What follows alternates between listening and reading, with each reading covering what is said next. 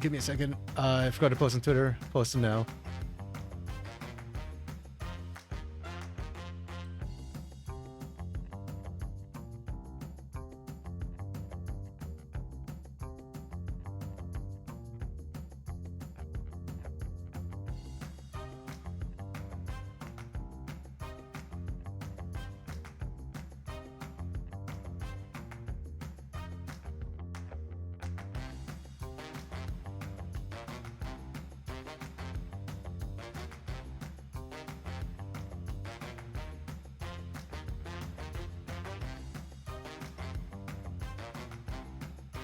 About his social media.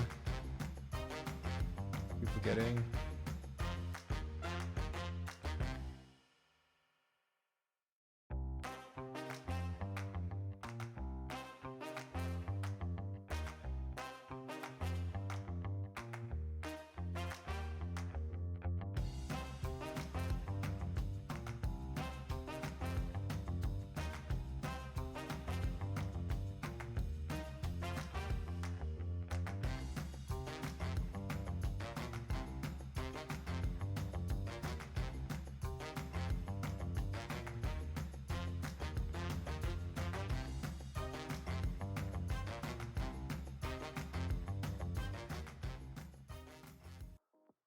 Okay. Here. We are continuing literally at the halfway mark. So this is game 4. And it is INTZ versus Los Grandes Academy.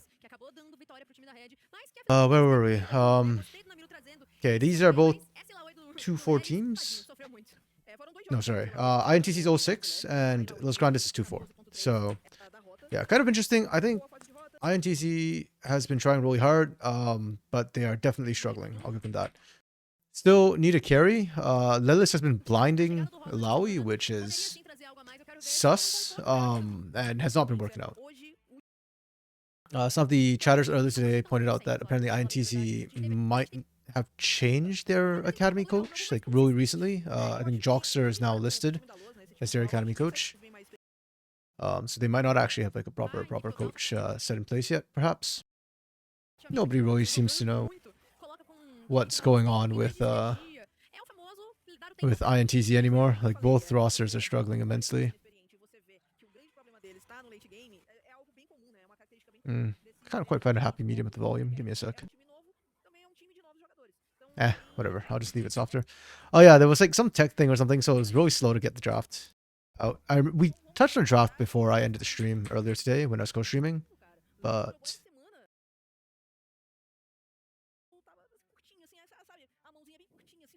yeah, come on.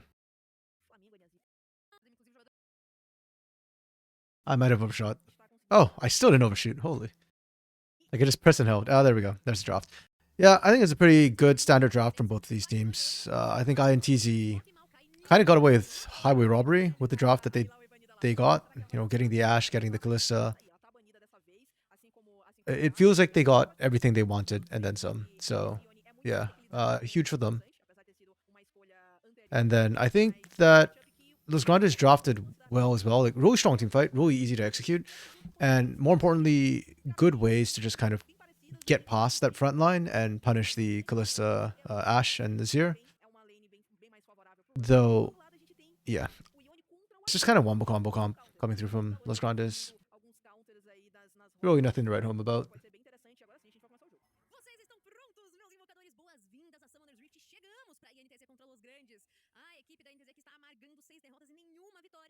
Okay, so for Los Grandes, I've been really enjoying Randall's insanity. Insanity is probably a strong word. Randall's aggression, it's untempered aggression. It's fun. I kind of like it. But Joseph Mess has probably been their best player for me so far. Sometimes not always enough. This is good level 1, good cheese, INTZ. It's okay. I mean, Rosa had to blow flash, not great, so that's a huge win for Los Grandes, but I mean, the grand scheme of things could have been worse. That defense, actually, let me double check their position on that defense, because it feels like, yeah, Rosa probably doesn't want to be like wandering late into this area.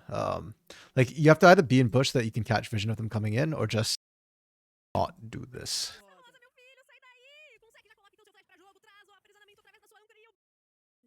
It is what it is, though. It'll be interesting to check where the junglers actually start because of that flash being blown. Oh my goodness. Konseki, my man. Burning flashes left and right with that hook.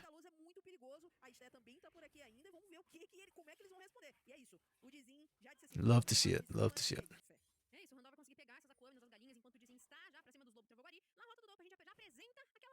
Okay, let's see if they can continue the pressure, though, because that's all we'll to leverage that right away. I love the fact that Randall is actually stealing away red. It is on vision, so they... But even if you spot it, what can you do? Like, Dizen can't stop that from happening. So, yeah. Solid. And then you go back and cover your own side. Because Dizen actually kind of go wolves into this. Yeah, I was going to say, Dizen's only reaction at this point is to kind of counter invade or gank. You cannot... You get... The only way you don't get 3 buff is if you take away blue, but you've got to contest that.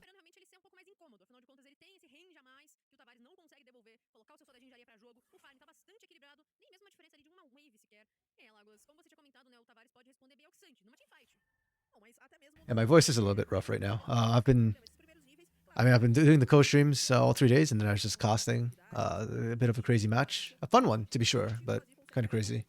So my voice is just a little bit hoarse right now. It's all good.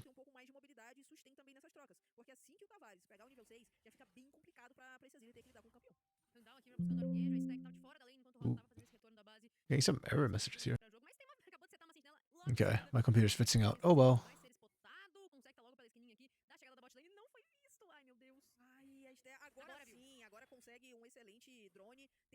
Okay, Randall. Good vision, INTZ. You know, making sure that they're spotting. Randall wants to come in. One thing that about Kalista Ashe or these sort of Ashe support lanes is they are vulnerable. They are kind of squishy.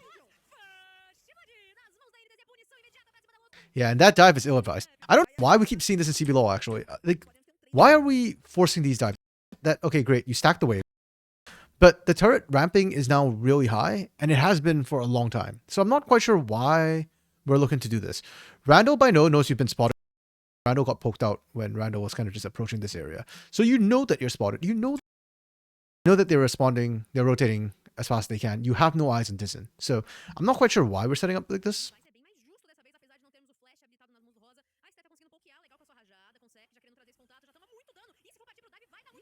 Yeah, and they like kind of hard commit to that too. I mean, I get it. You already committed everything to it. You really want it. You at least get first blood per MT.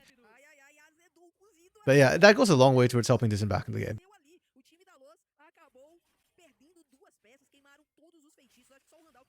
I do feel like it's a bit of a sunk cost fallacy a lot of times when we see that happen.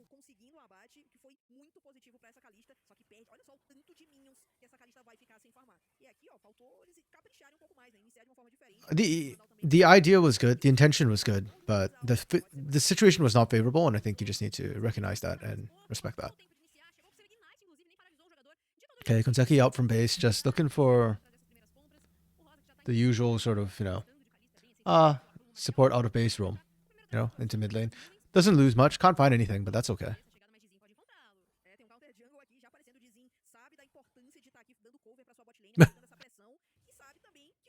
Wow, they are confident trying to start that one up. Yeah, JotaMS will be fine. Oh, never mind. I was wrong. Was not fine. JotaMS flashed kind of late. So I think JotaMS kind of thought the same thing that, oh, I'm fine. I'm safe. I'm safe. And then right there, that last knockback, that was really good from Lelis. I did not expect that. Just ran him down. It's huge as a Cassante when you can get that on a Rumble. Especially a Rumble Ignite, right? Like, JotaMS is looking to win the lane with the Rumble, and then you don't. You down a plate. You'll still have control. It just is very unfortunate, and it just gives the Cassante a lot of chance to kind of get back in the game.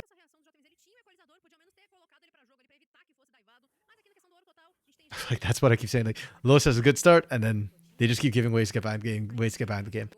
Not ideal.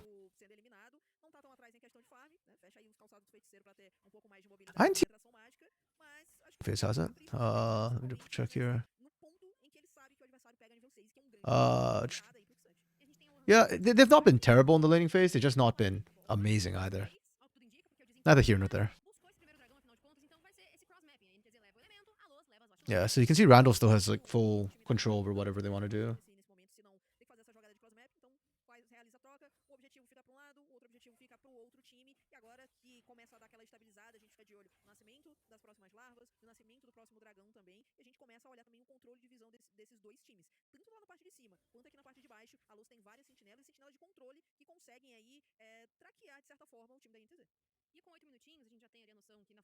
Lane state, lane state, lane state. Yeah, this part of the game tends to be a bit slower and a bit more boring. Just because the junglers are doing what they need to do, which is just kind of farm and take objectives. Once Dragon and first set of Void Grubs go down, it really does come down to just lane states and looking for like, hey, is there any lane I can gank? And a lot of these games, because we've got things like Azir, like Yone, they need time to scale. Mid tends to, when that's the case. If it's an Orianna, maybe you've got a bit more kill threat. Bot side should normally be a bit more explosive, especially when you've got like an Ashe Kalista when you hit 6. So they're almost there. This is like sort of that next big breakpoint a lot of times you see. Top lane can be a potential place to gank, but it's just not. Yeah. There we go. The 6s are hit. Really well played. And that was kind of what we had thought when we talked about this draft earlier today. The fact that your Varus Nautilus into this, the Ashe Kalista should have a ton of lane prio, a lot of poke, full control, but when they hit 6s, it becomes a question of just who's slam. Ooh. Okay, Lelis is playing this matchup really well. I like it, I like it. Yeah, it's just really cut and dry. You just kind of all in CC. And the targeting, good. I mean, if you target the Ashe, obviously you're going to get Fates called out. So, anybody but the Ashe in this situation.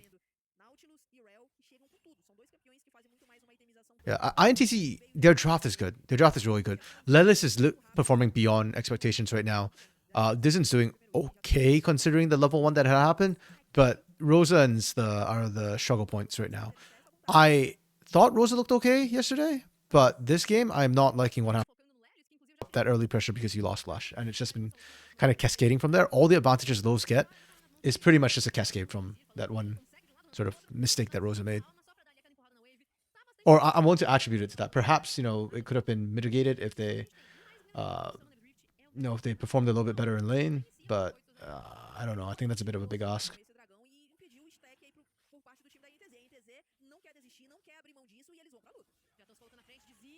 Okay. Big fight. Oh, but the Randall died first, actually. I don't rewatch that. I was a little bit distracted. Okay, wait. How is this set up? Okay. Los gets priority in the mid lane. And they just kind of walk in there. They want to start this one up, but they have no prio bot. So Rosa and Stun move up. Okay, they take the longer way. Interesting. Okay, so this is where INTC did something really, really good. Instead of walking up this way, which is the fastest way, they actually wrap all the way around this way. And this is really good because now he is in the wrong position. Trying to cut off somebody who's not there. And that means Randall is tanking. And then the engage from Randall is kind of sus. I think that's the problems on Randall there for doing that. Because you're the jungler. I know you're the engager, but when there's an objective like that, you focus the objective first.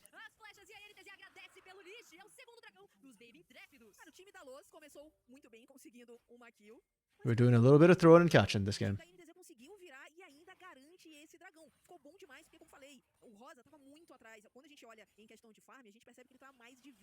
Yeah, sorry, I don't watch replays a lot because a lot of times I want to set up like before the actual fight happens just to see why we are where we are.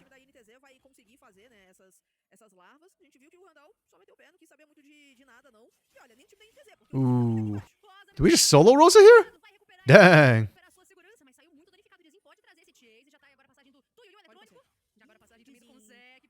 Okay, I think Dizen might be in trouble.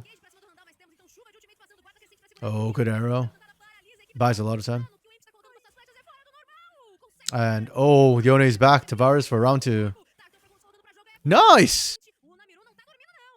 Okay, I thought Tavares overextended, but you kind of go for the 2 for 2. Actually kind of worth it because it ends up being a 1 for 2. It's kind of crazy. Huge props.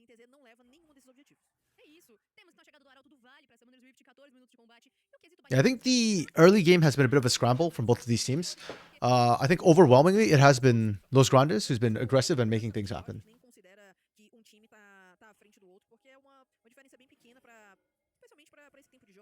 Like overwhelmingly, for better or for worse. Which, hey, I'm down for that. Even here again, right? They step up, they walk up, they kind of just force that play.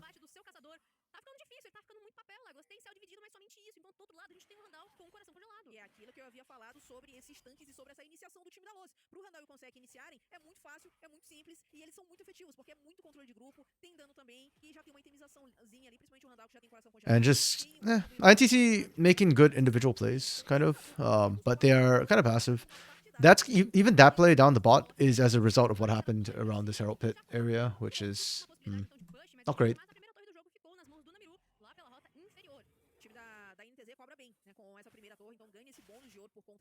Okay, Namiru has a massive lead over Tavares though. I mean, it's somewhat expected because you are melee into range, but this is bigger than well played from Namiru.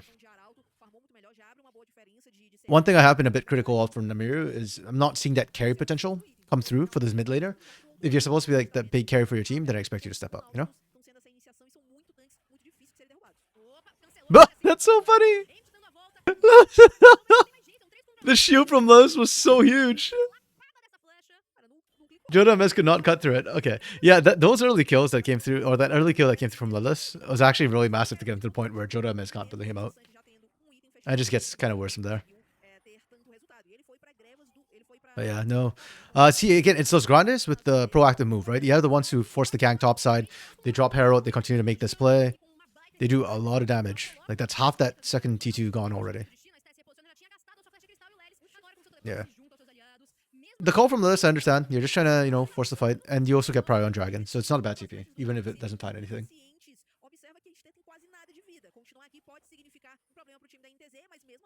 Los Grandes really want to fight this. You don't want to be giving this for free. This is Soul Point. But they have no equalizer. They burnt it already. So. Okay. Oh, Randall gets it. How did they just win this outright? Sorry, I'll get back to that. Like, this is such a split call from them, right? Because you've got Randall wanting to do Dragon, wanting to take the Dragon. They kind of rush in. Namiru gets forced off the side. Oh, Lilith took out the wrong person. That was your problem. Oh, I was wondering, like, you. Oof, oof.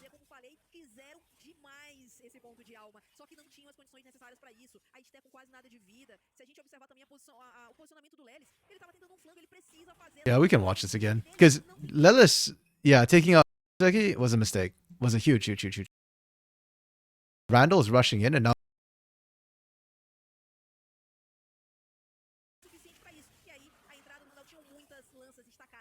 Yeah, and then there's the comp we were talking about. The fact that a lot of Los Grandes' comp ignores the defense you want to put down, right? Fate Seal just comes across, catches everybody. You can't stop that. Like, Crescent Guard won't stop it. It's stoppable, so. Yeah.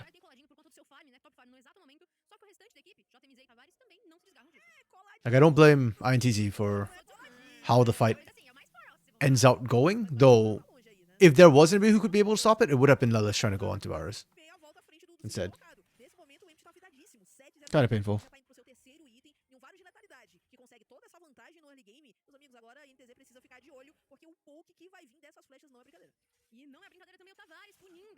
Yeah, now Los are firmly in the driver's seat. And I think this is the story of all the INTZ games, which is a little bit frustrating.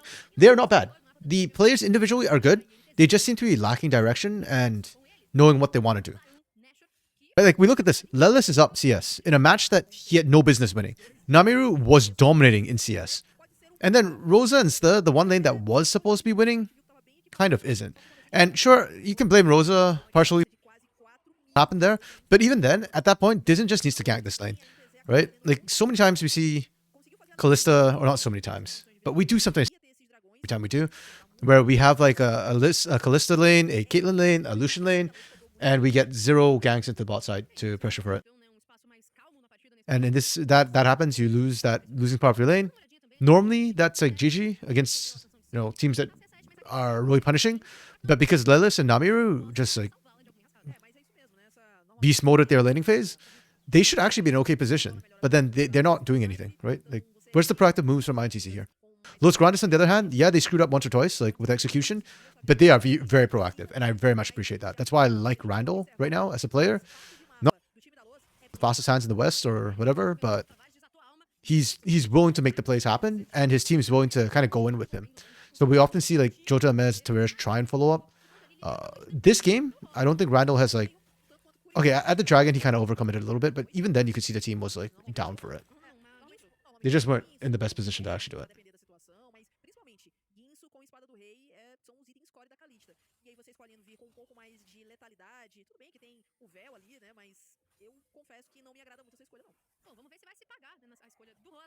And I think Los Grandes did a good job contesting that third Drake.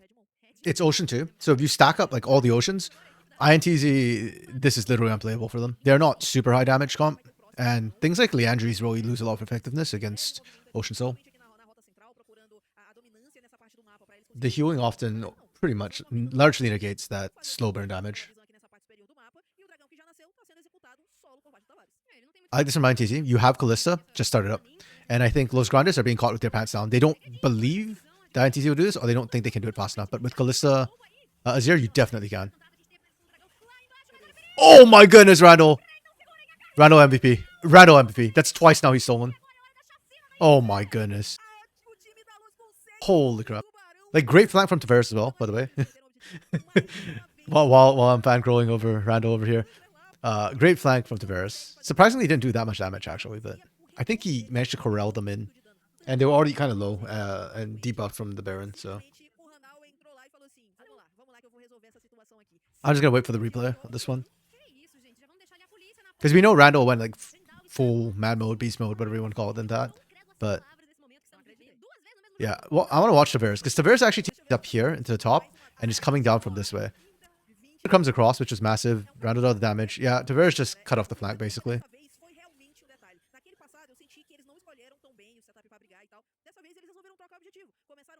Everybody else was the hammer. Tavares was the anvil. Yo, a Millenite. Yeah, man, I'm finishing up the games from today because this morning I only watched half the games. I only co-streamed half the games, so just kind of finishing off watching right now. How you doing, buddy? You're up late. I mean, if you're in Brazil time, that's like what 1 a.m. in the morning, 1:30 a.m. in the morning in Brazil. What, bro? Why are you still awake?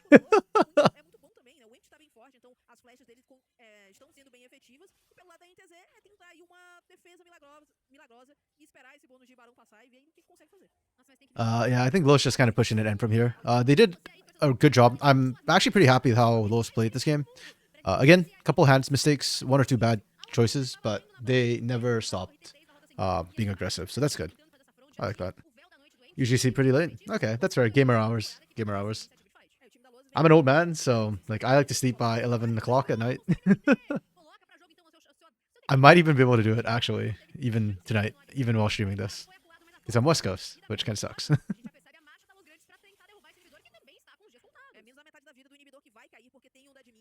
Man, the draft coming through from INTZ a Millenite this game was pretty disgusting. The fact that they got Ashe, Kalista, and still lost the lane, man, it's kind of sad.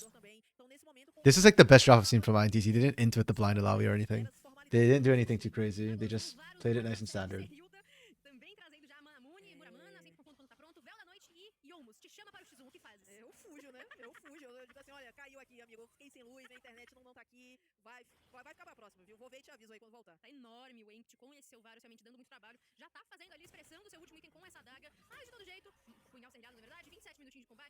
Okay.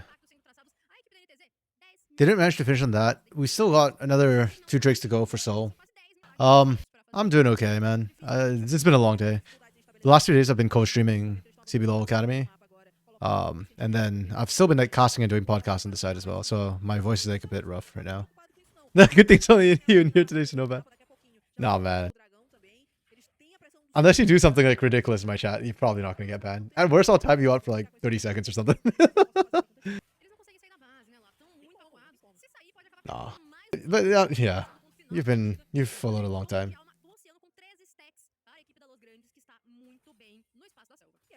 Man, I don't know. Actually, let me think for a second. Today, were there any crazy games that I lost my mind over? I don't think there's anything like super egregious actually today in CB Law Academy. I actually have to pull up the. I already forgot the games I watched this morning. Kaisa's not good right now, man. It's kind of hard to play her. There's too much like AoE and short range stuff that makes it really hard for her to survive. So she's not meta. I think most of the meta AD carries actually beat her pretty hard right now. Even Smolder, like Kaisa does not great into Smolder, surprisingly, because he out damages her, so she goes in and then just gets popped.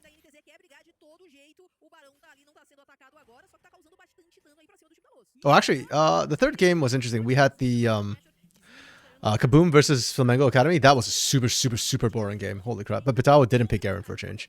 That was nice. This is really rough for INTZ. The choke point is so bad here for them. Like, if they walk in...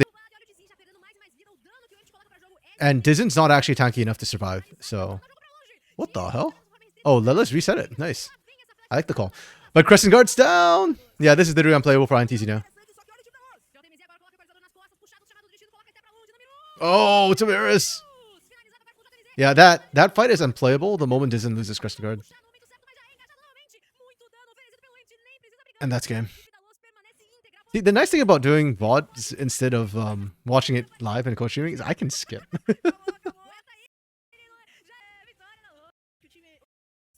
So I'm just like, oh, you know what? I'm done watching, forget it, keep moving. Look, Vans, man. Do you see this in Middle Night? Like, what is this? Nila Alawi Vans, man. You know what? I has been with this blind Alawi. If you're drawing bans with it, it's kind of worth it. And a dragon this game. That's kind of crazy. They just look lost. This is why you skip secure. No, I skip so that like once we know the outcome, there is no point in me watching, you know? So like that last push into base, I really don't care whether or not they get the another kill or not, you know? It's just like kind of for fun at that point, so.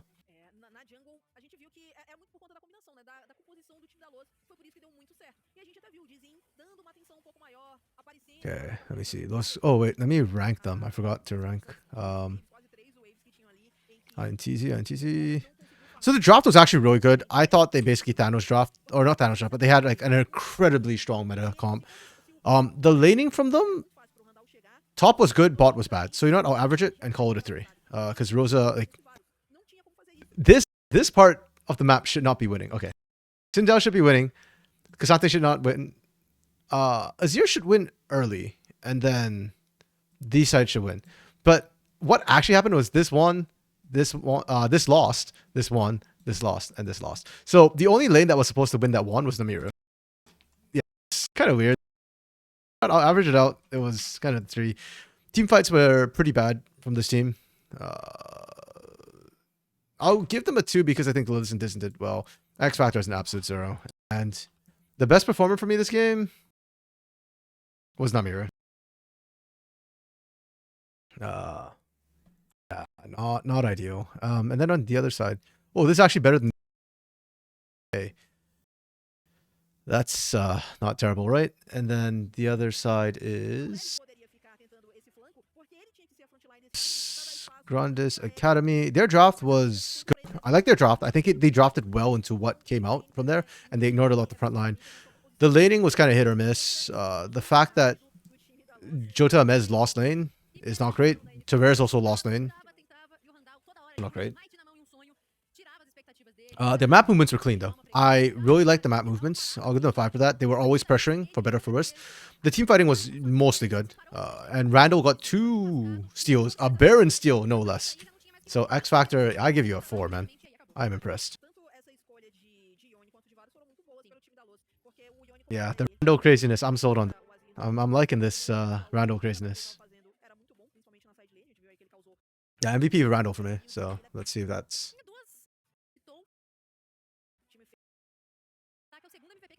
What? Wait, what the? Okay, like sure, he had high KP, he had high damage, but he didn't steal.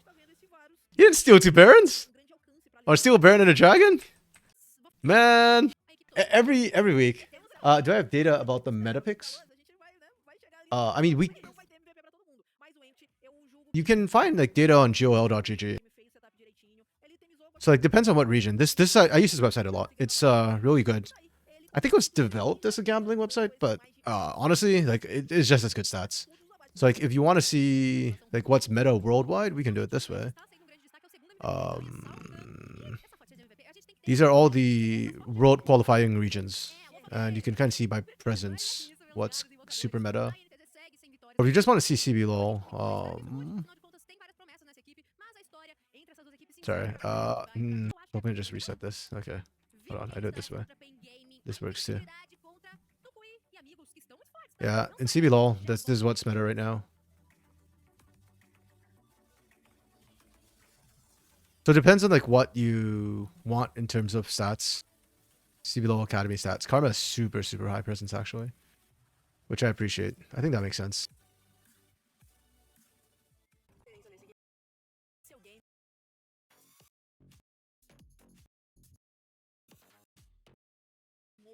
Okay, let's go. Next one. Let me actually change the title. I'm speedrunning this. You know what? Screw it. I'm not gonna put the game titles in my stream title because I'm speedrunning anyways. Kate starts with Pin Gaming. I'm so hyped for this. Kui is playing here. This is so unfortunate. This since yesterday, and I am crying. Like this is such a good matchup, and Takui just tilts everything completely out of scale. That's it. You know what? I'm okay with Pain facing this. I think it's better he faces in the round robin, and you get the experience. So I'm okay with that. Let's see. Pick ban, Callista, Maokai. Ooh, Maokai. I like this. Caitlyn is now a standard ban against Pain. Sol Bam's coming out the other. Really good bans as you expected. Ori first pick. Takui just ran. Was it Los? No, Flamengo Academy yesterday with this Oriana pick. So really like it. Okay, we go Senna. Predicting the Smolder pick. I like that. We go Azir into Ori. I like that. The Nocturne Ori as a combo is just solid in general. We answer Smolder with... Okay, then second ban. We ban Alistar. Yeah, so what happened actually, Millernite, was that was feeling unwell. So they said, okay, don't play this weekend. Take the weekend off. And then they let Leleko play, the Academy mid laner play. By the way, first game he had to play in CB LOL was against Tinones. Of all freaking mid laners, it was Tinones.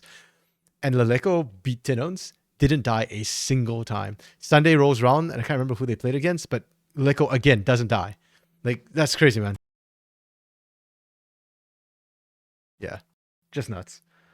And so Takui's now playing in Academy this week, and it just so happens it's Super Week, so Takui gets like extra games. It's boosted for an extra game. Okay, we see the Alistar ban, which I don't think is necessary against Nautilus, but yeah, I think we've seen that a couple times. That's what you're talking about, if you remember the debuts. Which other one? Greftar did. Yeah, that's true. Bro, did you watch the video I put out about the super rookies, man? Yeah. Oh, wait, shoot. I need to take a quick phone call. So, sorry, give me like 5. Gotta take a quick call. I swear, I'll be right back.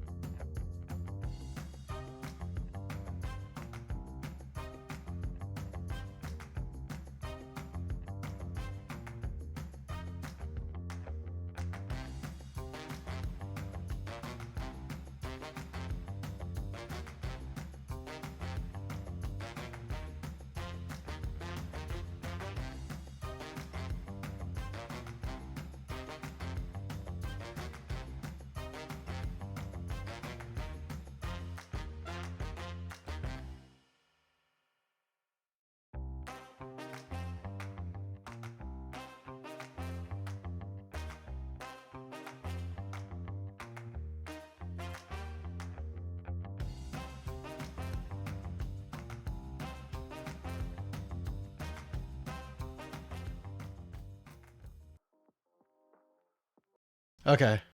Sorry, I'm back now. Got a call from my parents. Apparently, I forgot to do something, so I had to quickly.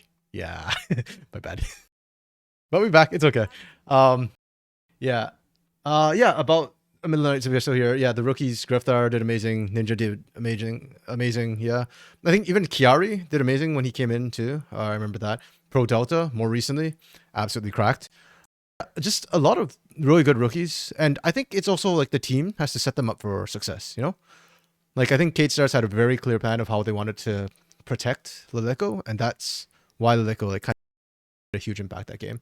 I think Kate Stars as a team is one of the teams that do really well with that sort of thing under Coach CL. Yeah. We've seen this though, Alistar being sort of the academy counter to Nautilus. I still think Braum and Leona are better, but this is acceptable. It's fine. It's just whatever's meta within that. We banned Sejuani. We banned Nar because we want to pick Cassante. Okay, that makes sense.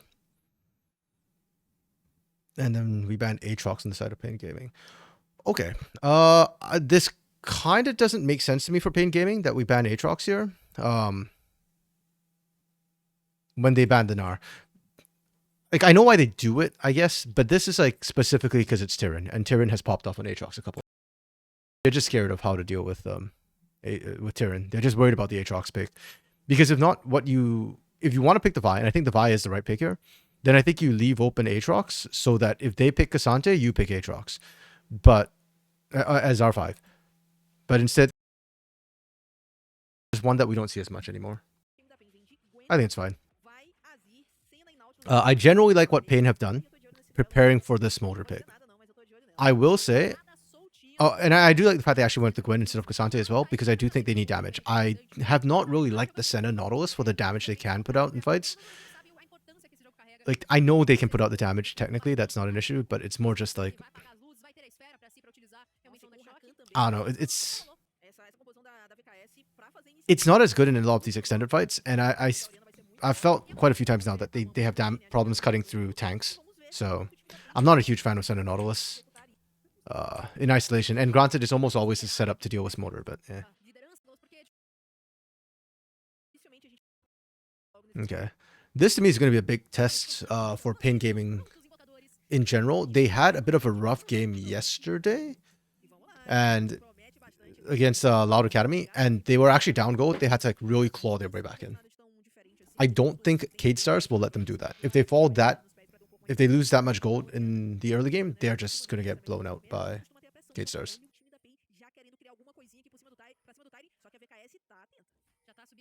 Why is Cat's the one leading? Cat's being the first one forward, it's a little bit sus for me.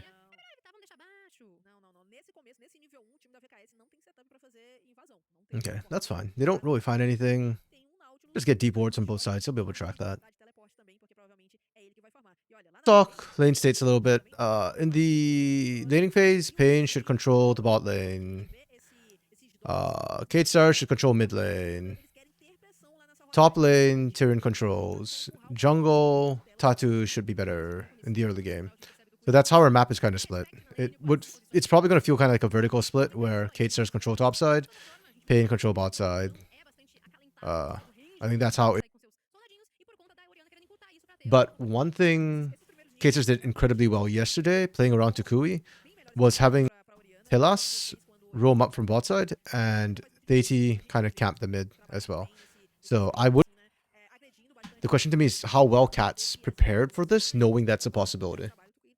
And how much pressure you can put down the bot side as well, right? Because if with this Senna Nautilus lane, it shouldn't be allowed that Mortius tries to solo that lane, you know?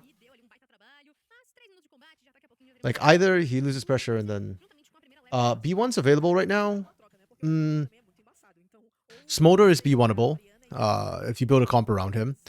Orianna is a very high prio, or not high prio, but very common B1. I don't like it, but it is a B1. Maokai, Rel are both B1. Trying to think what else is B1 right now. Wait, actually, are you talking about in CBLOL or are you talking about in like globally? Because I think it might be different. I actually don't know what the global numbers are. I'm thinking more CBLOL. Ooh, good gank down. Yep, that's what you want to see. That winning lane plus a ganker. Ooh. Well played from Telus and Mortis to get out. They had to burn absolutely everything, but they don't actually go down, which is huge considering that lane. No, come on. No, man. Yeah. Oh, sorry. Karma's one as well. Oh, for sure. Yeah. Forgot about her because everybody kind of just bans Karma right now. Let me see if I can see.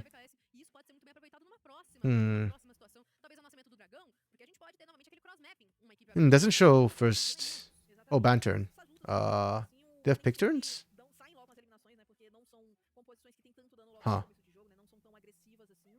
Okay, so it shows how many picks. It shows average bans. But it does not show average, like when these champions get picked. That is very annoying. Ban stats, pick and bans by weeks.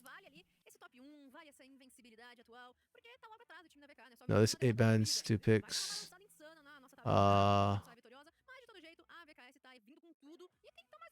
Okay. Yeah, unfortunately, it doesn't look like Joe GG shows when a champion is picked. Oh, we're back in the game. Yeah, Karma is definitely one. I think she's banned more often than she's picked because she's so strong. Even on patch 14.3, she's still really strong, especially with champions like Xinjiao or Jarvan playing jungle alongside her. The one I'm a bit surprised we haven't seen more of is actually Jax jungle. I was just saying that earlier today. I think Jax is a pretty strong champion in mid and top. Oh, sorry, jungle and top. And you can flex him, but we don't see it that much, which is kind of weird to me. But oh well. Ooh. Okay, Tatu gets one. That's fine. Just do the drive-by, take one, walk away. It's okay. Ooh. Nice try from Teiji. To try and snipe both before shields proc. See, this is talking about that roam up from Tillas into the mid lane, and then Theiti shades as well, so that Takui gets like, or kill threat, pardon me, not Prio. Oh, nice from Cats. And that flash away from Tatu too. Oh my goodness, Pain Gaming Academy is doing the things. They played that so mechanically well. Holy crap. Yeah, Theiti stepping up there was very aggressive, and Theiti stepping up here is predicated on 2 things. 1, that Tatu is not there yet, and 2, that Takui has Prio. Unfortunately, Marvin was in the area, and this they did not expect. So, correct, because Marvin's there, and then Catch just plays aggro because they know that he can kill Theiti first. Yeah, but that flash... Sorry, hit my mic. That flash from Tatu was cracked. Can I check skill leveling order for Smolder this game? I don't know. I don't know where I'd go to actually look for that at middle of the night. I know like on LoL esports, when the game is happening, they show you information like that. But after the game's over, I don't know where you'd go to see that necessarily. But right now you can see he's maxing W. Oh, mom comes across. Wait, sorry, I missed the beginning of that fight. I'm trying to get through that. So Kate Stars are starting this up. They have first move in most lanes, but Pain is here to contest. Okay, Telas goes in, gets caught. Cats again finds the back, and Tatu gets the steal. Okay. What the hell? Yo, Pain Gaming Academy is the real deal. Holy crap. Yeah. Perfect timing on the night. When you asked, they did it just in time for me to do that, to catch Smolder. Oh, that is so great. Dude, Pain Gaming's playing out of their minds right now. They genuinely look like the best team. You can tell my PTSD that I'm like struggling to believe that Pain's the best team. Oh, Yips dies in the 1v1 here. That Cassante pullback. Yeah, Cats is at now 2 amazing Empress divides. That's so good from them. Like, mentally, this is probably messing with K-Stars a little bit right now. That's twice now that Tatu has just, yeah, broken ankles on plays. The problem... Okay, so this is good from Pain. Part of the problem is the draft that they drafted was actually to skill, to match, and beat Smolder.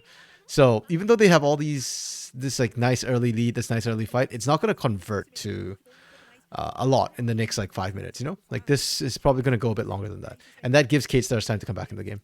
The AT is going to be able to get 5 Void Grubs, which is going to be really useful if they can actually split push at any time. Damn it. You know, it's a good thing we've all reviewed this, because I get to skip all these pauses. Yeah, Smolder's farming for free, that's true, yeah. Mortius is a very good AD carry, so he knows what the goal is. It's not to fight. If you can fight, that's good. If you can get stacks from fighting, that's really why you're fighting. If not, you just farm. Okay.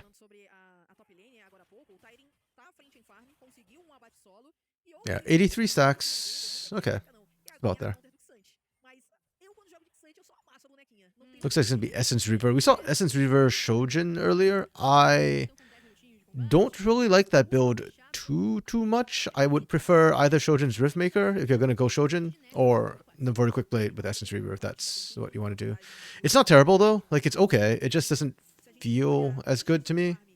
Because you don't have like the spam ability of the VOD Quick Blades, and you don't have the sort of sustained tankiness that Riftmaker would give you. It just feels like half and half, you know?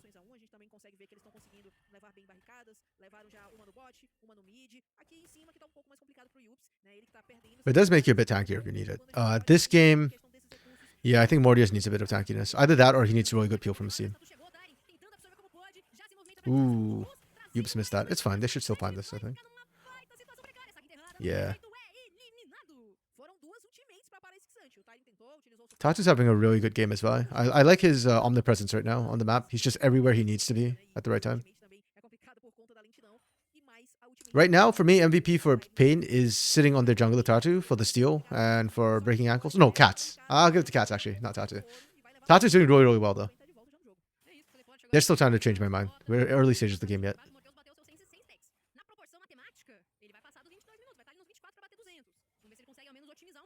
One thing to note, though, is K-Stars is winning every single lane across the board. Only the jungle is behind right now.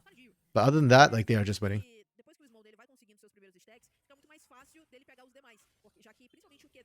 That's why there was the pause. Tukui disconnected. And he gets out. Damn, that's nice. Okay. This is like almost frame for frame repeat of what happened earlier. Except that this time Tachi doesn't get the steal. Yeah, then Pain just roll over the fight. Oh! Wait, where's the Emperor's Divide? Tell us! Oh, huge shockwave from Tukui. Tukui literally just turned that fight. Nice. Oh. Damn, bro. Tukui's just unfair. What the? I am not happy. I am not a happy minion right now. Too many pauses. Too many pauses. Yo, I feel so bad for these casters. Like, huge props to them for just vamping straight through this, because this is really, really hard. Like, the flow as a caster gets really interrupted too. What am I doing after this? I'm probably going to just go and sleep, to be honest. Did you have something you wanted me to do in the middle of the night? Like, I have some time. I can chill.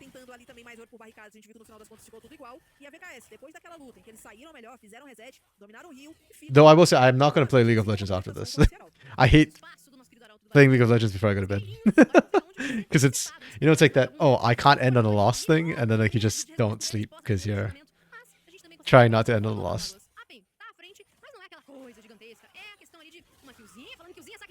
Okay.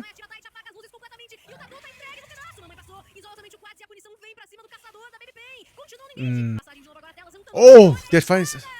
They do this for so long too. Like, they're fighting in this choke point for so damn long. I'm watching at 1.5 times speed, by the way, so it is longer than it feels. Like here, this entire time they're just here. And on top of that, Tatu has gone in. The team has not been able to follow up with damage, which is really, really unfortunate. Yeah, I think they thought the shock was down, or they just didn't pay attention. Telos has been massive for the team too.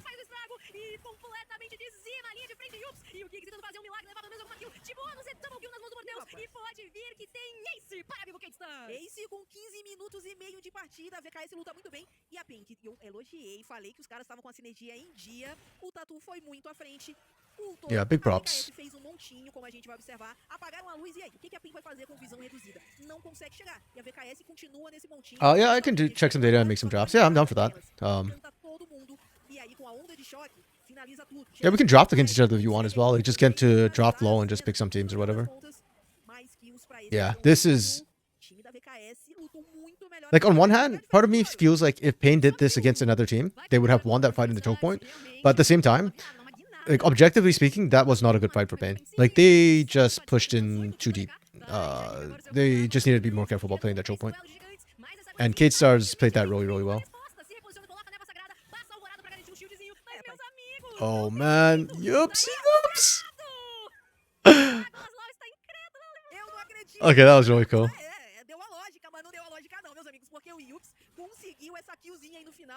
I'm down for that.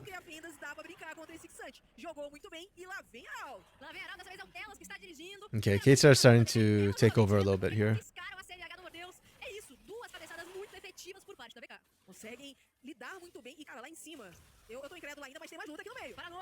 Okay.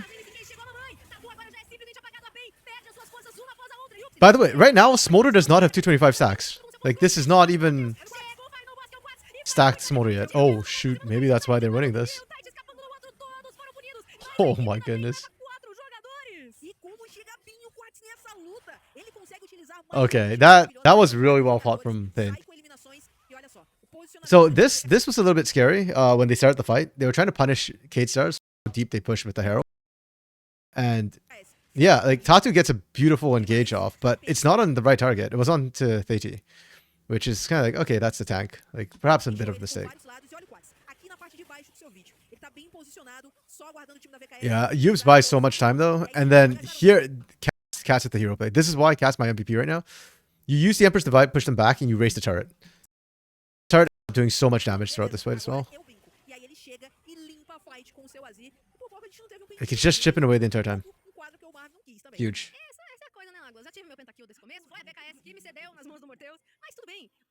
Kills para bem, 11 para VKS, de novo, flipa essa vantagem de gold, temos uma torre para cada lado e tem um Quats que está ficando importantíssimo com seu KDA de Azir. 2 itens já nas mãos do Quats, 2 itens e são itens que a gente já viu que nas fights está fazendo a diferença.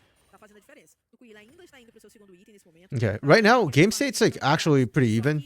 Pain still have a bit of a lead, but we're 20 minutes in and this is only third Drake. Actually, no, that's about right. Never mind. Yeah, it's 20 minutes in. It's third Drake. Pain is getting this for free. Kate Stars are trying to get tempo for topside instead and get the Baron set up. And they're not looking to necessarily Baron. They're just kind of looking to set up for the Baron, you know? Abriu mão desse dragão, mas leva uma torre tier 1, tá conseguindo avançar pouco visão. A gente viu que o Tela estava dando cover, né, fazendo a sombra ali pro Tukuila. They're trying to just kind of force picks. They're really good at fazer essas trocas. E agora sabendo que a gente tem o mapa elemental aí X-Tech, vão ter os X-Portais, essas sentinelas avançadas, elas são muito importantes para você pegar a primeira movimentação do time adversário. Ficam ainda mais valiosas, né? Importantíssimo guardar. E olha, 20 minutos temos C-Blue de novo. A VKS está toda bufada.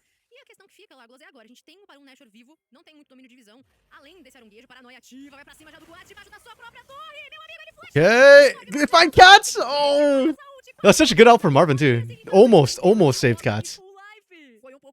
But yeah, Cats is a little bit too far up. The map's really opened up, and that's what the vision. Oh, sorry. Give me a sec. I misclicked. That's what the vision they kind of got on this top side gets Kate. Because now whoever goes up to push this out can just get pinched. Geeks has caught. Geeks dies here, yeah? Oh no, Yoops dies here. That's worse. Also, Mordius is online now. Oh. Okay. They can turn this. Both top laners died. Nice. This is way closer than I thought it'd be. I'm here for this. Hey, could actually win this. pegado entre esses dois times. É um jogo que tem muitas eliminações. Eu até falei, eu acho que a gente não vê tanta eliminação assim logo no começo, não, né? Mas CBLOL Academy sempre entrega um excelente entretenimento. E aí a gente tá tendo um jogo com muitas lutas e lutas que às vezes o time da VKS sai melhor, às vezes o time da Pink sai melhor. E aí tem que tomar cuidado com esses overextends. Eu sinto que as equipes às vezes acabam indo além do que devem. E aí por conta disso cedem aí essas eliminações quando já podiam estar de boa. É isso, 22 minutos, quase 23. Temos do lado da VKS Tuco, Willy Morteus valendo uma graninha. E do outro lado Marvin, né, que está com fortíssima presença.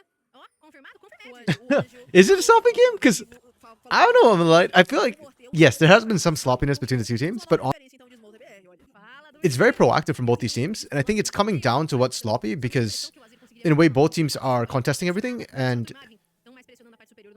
actually no, yeah, they are not setting up properly for some of these plays, to be fair. Oh. See, like even that fight, like even there, what happens to Marvin? I feel like it's not really like sloppy. Like this is a really solid heads-up play from Stars. They collapse really, really well, and they've got so much range.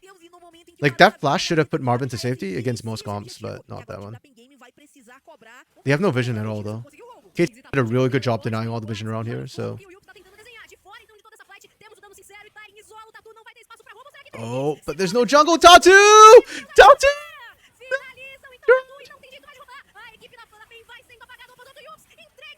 Oh, man. Ooh. Okay.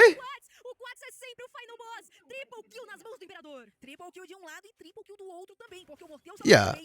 So they do fight to figure out who wins, but I feel like it's necessary fights. Right? Like, we don't know who's gonna win that till they actually fight. And even in that fight, like sure, Stars get Baron, but I don't think anybody has Baron. I don't know. Oh, Turn still has it. Okay, Turn's respawn in time because Turn got caught before. Yeah, it's really, really close between these two teams right now. And that's a place to me. You know what? I'd have to watch this live. We can roll back. Like this whole set of plays happened like back here. Like when Pain took the dragon, it was when this play got set up. Because then at that point, Stars just went, okay, screw it. We set up vision for topside. We clear out all your wards and then we ward everything. See, now it's all blue side, right? All the red, there are no red wards here. And so Pain kind of have to face check this. Like even here, this is a mission, right? Like their job is just to get wards. Like here, the approaches, in the Baron pit. Like basically just make sure that there's no way Stars can. They can just collapse and kill people. And then because Marvin falls, things go from bad to worse. Like it's not sloppy from Pain. They had to do that. It's just really good setup from Stars. And then now with no vision, Pain have to kind of face check and force this fight. So like the fight is more because Pain have to do it to stop the Baron. And even here, that was so good from the side of Tyrion. Yeah, like Tatu was basically dead walking through that pit. This is what's incredible to me. The fact that Cats did so much damage. Holy crap. I mean, it's Academy, so it's okay, but that's what I mean. You can see this side of the game, even the main stage. Strategy means to win first and fight just to confirm your victory. Kind of, like, I agree that is ideally what strategy means, but I think literally, League of Legends as a game is designed so that you can't do that, so that people are interested in watching, you know? Like, if that was the case, then people wouldn't want to watching the game, because there's no point. Oh. Oh, that shockwave! Oh, Cat's down. Morty is just running everybody over. Holy. Smolder is a champion. Look at the... That's not okay! Surely not. Okay, yeah, they can't end. If they just end it like that, I'd be shocked, man. Yeah, and I think this game, Middle Knight, this is a close game, like in terms of skill level. They were winning right up till that happened, right there. That knockup. Tell us. Okay, like, Tukui is really good, but my MVP right now for Stars is actually Tell Us. Tell Us has been insane this game.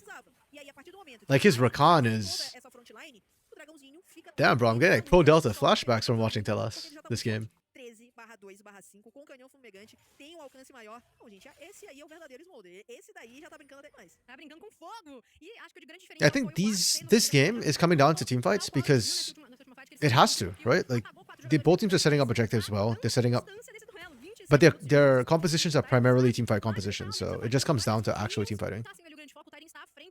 I mean, Yups could split push, I guess, but I don't know if he can handle Tyrion in the 1v1. Like, it's just like nothing happens in the lane, I think. If you don't win first, then go into the game with the most advantage possible. Yeah, exactly. And I think that the teams are doing that, and vision is like the big difference between them. Okay. We trade support for top. Okay. Pain's winning. Yo, did you see that? Marvin just sniped to stop the bases from coming through. I don't know if it actually worked, but yeah, they tried. Super's in the base though. Não levou uma torre do Nexus? Parece que levou, tem uns minions ali. Ô, louco, meu, levou mesmo. Rapaz, Lagos, o que está acontecendo? Não, do outro lado, na base da PEN. Ah, do outro lado, ok. Yeah, this is legit really good game. I'm actually pretty hyped watching this right now. E agora, deixa a equipe da PEN num checkmate. Se eles tentarem fazer uma dessa de novo, o Nexus vai ficar exposto. É, vamos ver como é que o time da VKS vai conseguir fazer essa cobrança. A gente tá vendo que nesse momento eles estão bem concentrados aqui na parte de baixo do mapa. I think the game's getting harder and harder for Kate Stars to, for Pain to win right now. Kate Stars is getting stronger. Morty has already 4 items with the Seeker's Arm Guard, by the way. Actually, this item is going to be really busted for Kate Stars because they need to throw everything in the kitchen sink, and now you have 2.5 seconds. Só tem uma mais avançadinha, eles não conseguem mais do que isso. Só que a VKS tá com uma pequena vantagem, vai 30 minutos, tá uns à frente, uma vantagem tão grande assim. Ooh, Baron's going all the way. Let's go. E agora é na tomada de decisão, né? Porque uma luta aqui por um barão, por exemplo, pode definir o jogo. E lá vão eles. Paranoia pra cima do 4, já se What the hell, Pidgey? muito danificado agora, a equipe da PEN We are going deep on this one. Teammates preciosos e o Tuquir também lutou. Nossa, With the experimental Hexbag though, it'll be up again in time. mas consegue sair, o time da PEN consegue It's a really low cooldown. porque eles têm essa luta mais lenta favorecida por conta da cena. O Marvin vai curando todo mundo, o Tatu, ó, tinha perdido metade da vida. If anything, I'm a bit worried for Tattoo. Tattoo's a bit low on health. Esse próximo dragão, a gente pode ter uma luta que pode ser até uma luta decisiva. Tá voltando, já passou da metade do recall da ultimate do Tite e do Tuquir. Oh, I like this. See, again, the vision setup from Kate Stars is just slightly better in this fight. Like, they have Baron side warded up really well. Yups is going for the split push. I like the call. He's got TP. As long as Cats or Marvin don't get caught, they're fine. Os Super Minions não conseguem avançar. Já por outro lado, é a PEN que tem os Super Minions lá na rota inferior. Então a VKS já precisa descer, o Yups tá lá, tem teleporte, então o Tuquir tem que faltar. E sem o Tuquir, a equipe da PEN, a equipe da VKS vai perder uma chance muito boa de engage. Ele também tem teleporte. A PEN vai pra Oh, we are starting this. derretendo o objetivo. Renasce o inibidor do lado vermelho. This could be really bad. Mamãe passou, tem paranoia de novo, passagem precisa. Okay. A equipe da PEN já tem delete. Tem They need to get out.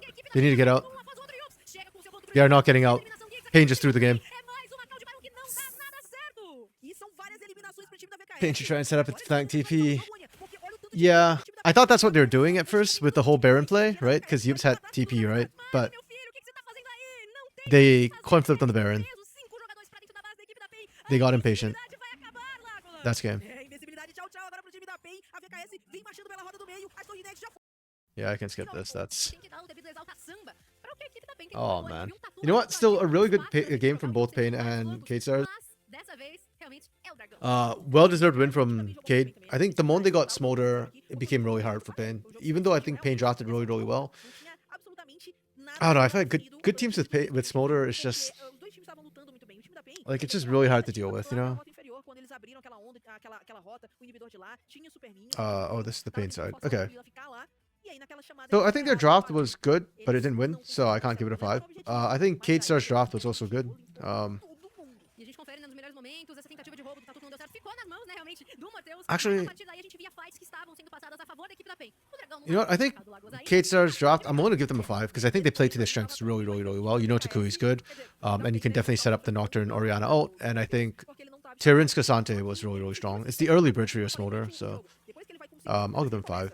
Ele chega naquela primeira marca de stacks que ele já aprimora o seu quê, fica muito mais fácil ele conseguir os demais aprimoramentos. E ele conseguiu destacar muito rápido. Então, com 21 minutos, ele já tinha 250 stacks.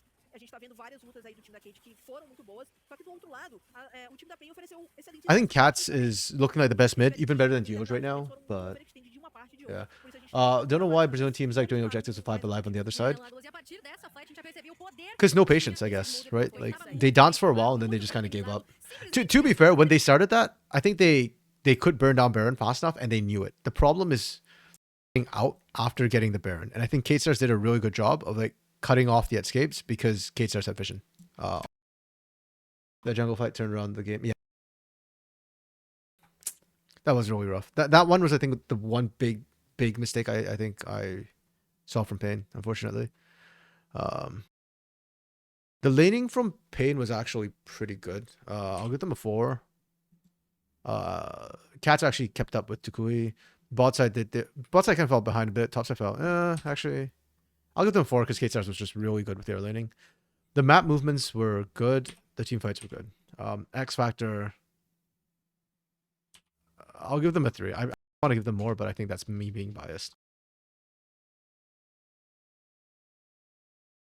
I think it's a really good performance. Pain, on the other hand, man, what can I say? They won every single lane. Their map movements were clean. Like, yeah, the team fight was solid. Like, just, damn, bro.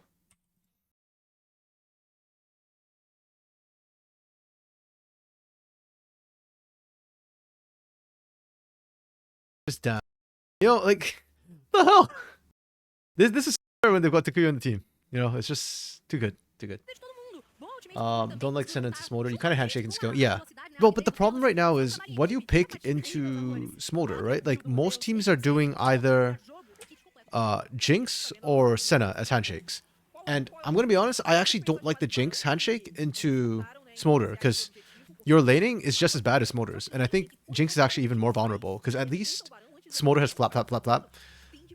Like, you don't even have that if you're... Oh, this gold graph right here tells a story, my friend. This is war. this is a... Yeah. And then this just tells you a different story. A story of how broken Smolder is. So the problem I have with like Jinx Lulu right now is that you Jinx Lulu and you have no lane pressure at all, right? At least if you go Senna Nautilus or Senna Tahm Kench or Senna whatever, you can win the lane and then apply pressure to other places. Whereas your Jinx is like actually just a handshake lane. And the other problem too is Jinx caps out at like basically at 3-4 items. Really looking at okay, whatever, man. Just give it to Smolder. If you go Jinx Lulu, you max out like at about 3-4 items, you're already capped, right? Like that's max at that point. Whereas Senna can technically still scale up and have even longer range. So if the game goes long enough, she can still try and like one-shot Smolder at the end of the game, you know? I think it's a bit more safety and a bit better early game. But your mid game is probably weaker. Like your 3-item power spike is going to be so slow. So a Jinx would be stronger at that point. But trade-offs. That's fair. Yeah. And I think in better levels, you go early game champion to beat Smolder. Like you shut down the Smolder right from the get-go and never let it skill and end the game. But I think at tier 2, tier 3, skilling is just too good. Like teams can't end fast enough a lot of times. Because if you make one mistake and then Smolder's back in the game. And in tier 2, I don't expect perfection, you know? It's a bit.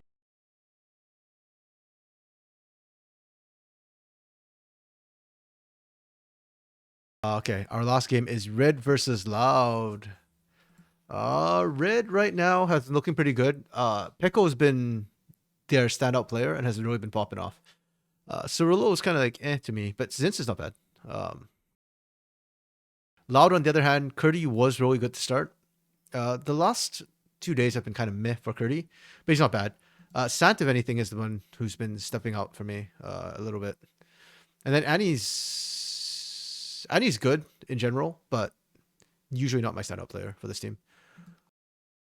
Is that... Yes, this is draft order. Yeah. So again, Senna first pick. We're seeing this a lot in Academy. And again, I think it is because of the Smolder that they do this. But in this case, Smolder's banned. So I kind of don't like Senna when Smolder's banned. I don't like Senna in general. Like, she's strong, she's good, I understand. You can run Senafine, which is what Bren calls Sarah Senafine. You can go TK, you can go Nautilus. This is just a really flexible pick in that you can pair a lot of things. That much. Yeah, definitely we can talk about it. Yeah, they've been strapped in tier 1s too. That's true. I mean, we see it all the time. Pain and Loud were the worst defenders last year. Or, yeah, last year's spring split. Nah, man, they were the worst for it. Oh, what do you like? Okay. Okay, you sent a B1, yeah. Actually, I'll let you type while I quickly go through the bans. Varus, okay, you banned the Flex here. You're banning the Siege specifically for the N-Gauge, which tells me you want probably a squishier comp or one that maybe a kite back comp. Ban Callista. Karma, Ash, and Smolder bans. I'm starting to respect this ban a lot. Okay, enemy picks not to deny, you pick TK. Get it in. Yeah. I agree. And I think that's why, like I was saying, Senna has so many combinations that it's kind of good to just, like, for the team. You know, as a whole, you can do a lot of things around with the Senna. So, yeah. And also, yeah, you were here yesterday. You heard me ranting about this. Not this game, but other games we've seen too much Nautilus priority. So we pick Senna, and we trade this for Orianna Nocturne, which I think is a good combo, but I'm honestly kind of sick of it, and I've seen too many people screw the combo up. So I personally don't like this that much, but I understand it's a strong combo. We picked the TK Rel.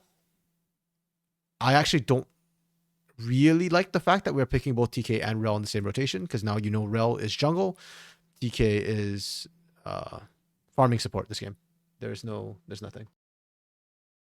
Yeah, that's fair. I mean, Maokai is open too, right? Like we were talking about strong flexes. I think Maokai is actually still incredibly strong. Super good for team fights. So yeah, but I do understand the Nocturne Orianna combo. I think it is a very good way to shut down squishy priority targets. So yeah, and almost every comp is going to want a squishy priority target. So okay, we see Senna. This is from Red. Like this is okay. I don't think it's that special. I think you burned the flex, but they are power picks. So power pick, you know, and power pick. We get the TF, which is the other broken champ right now on this patch. Really good, really strong. I like the idea. Then we get we ban Jax. Okay, that's good because you want to send TF to the top lane. And you ban Aatrox. I don't think you need to ban Aatrox if you're TF, to be honest. I think you can kite him out. We ban Milio and we ban Rakan. Ooh, I like these bans. I actually really like these bans. Yeah. Because I think Milio enables too many different champions. So you ban this. And then the Rakan's like is really good engage. So I like this from Rid. I like the bans. And then you pick Rel not into the center opening. Because if I want to deny not, I know they're picking TK. Okay. So if you pick Nautilus Rel here, then my question is why... Like, you're giving them TK. Is there a reason why you want to give them TK? Like, do you think it's a weak lane or something to bully? Just out of curiosity. Like, I think it's a pretty... If you're forcing them into the TK pick, I'm just wondering, like, what are you taking advantage of here? Or what are you... Yeah, I like the second ban phase. We go Nautilus here, which is... Okay, whatever. You need engage anyways, and you want follow-up. So it's okay. It's a good peel. Then we pick Trist Rumble. How do I feel about this? Okay, I'm going to get the Rumble. You've got set up for it. That's fine. We're picking Trist into Orianna. That is okay. And you can escape the Nautilus with Rocket Jump, and you have Buster Shot. So, yeah, okay. I don't hate it. And I like it in that you don't have a traditional marksman, so having Trist will really help you later. And then we, on Loud side, pick Xayah, which I really don't like. I actually don't like the Xayah pick at all. No, I just know they'll be forced to pick TK, so I'm guaranteed getting the Rel, just general good pick versus shields. Okay. Yeah, no, that's fair. That makes sense. Because a lot of TK stankiness isn't that shield. Yeah. I like that thought. I agree. I didn't think of it before, but yeah, I fully agree with that. I don't like the Xayah. I think this Xayah is a mistake. Because to me, Xayah is a sort of kite back composition. You know, like when you want to go backwards, that's when Xayah is good. If you're playing forward, her Featherstorm and her Blade Caller is very weak because the range gets like if you shoot out your arrows and all your arrows are here, feathers are here, but you move forward, then when you Blade Call, the range is so short. So I don't go forward champion, but your entire team wants to go forward. So this feels like insurance to me, and I don't like insurance. Like I would much rather you pick like a Callista or something instead, you know? Oh no, Callista's banned, sorry. You can't pick Callista. Yeah.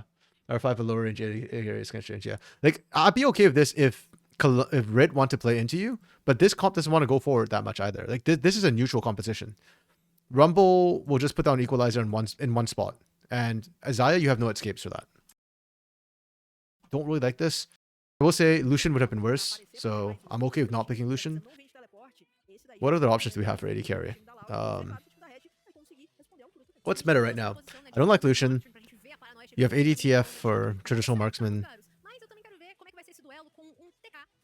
I actually can't think of any other AD carries right now which are meta. Yeah, Jinx. Jinx would actually be really good here. Well, okay, not really good. Jinx would be good, but Rumble would kind of screw you. But besides the Rumble, yeah, I think Jinx would be perfect here, actually. Maybe Sivir would also be good if you want to do that. If you're looking for a hyper team fight carry, ooh, Ezreal, actually. I pick Ezreal here.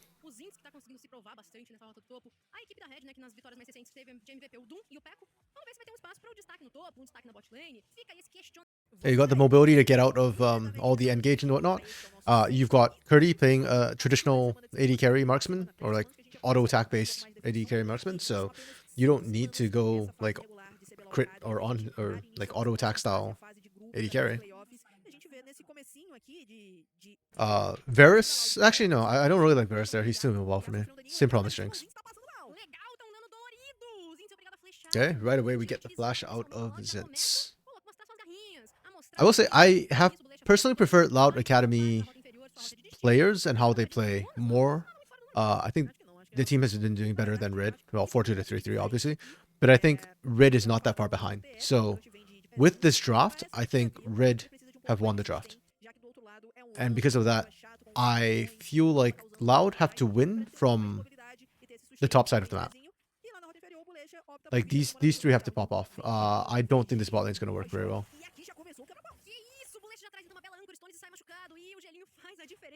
That's me. I need to score their draft. Loud draft to me is not very good. I'd give it below average. Oh? Doom is just chasing out Fugado? That's interesting. Why do we not want to fight this as Fugado? Weird.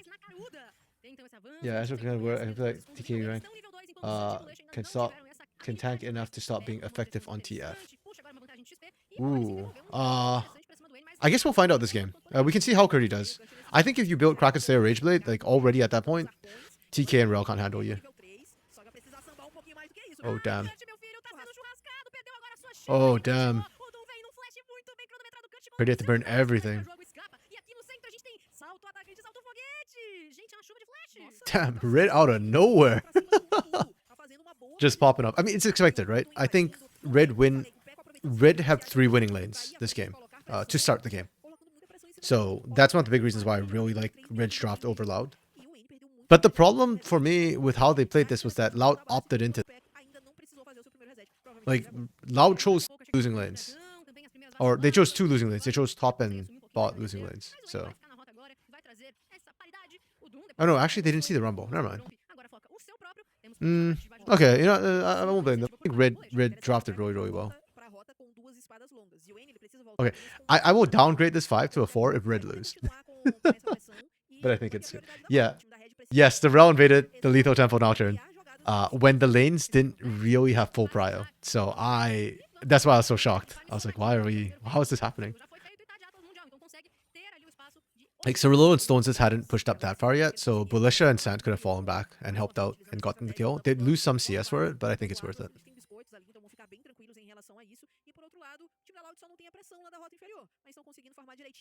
Strange plays. Oh, I like this though. From Bulisha. Oh, Tá torre chegando. O Kurt tá vivo, mas não tá mais.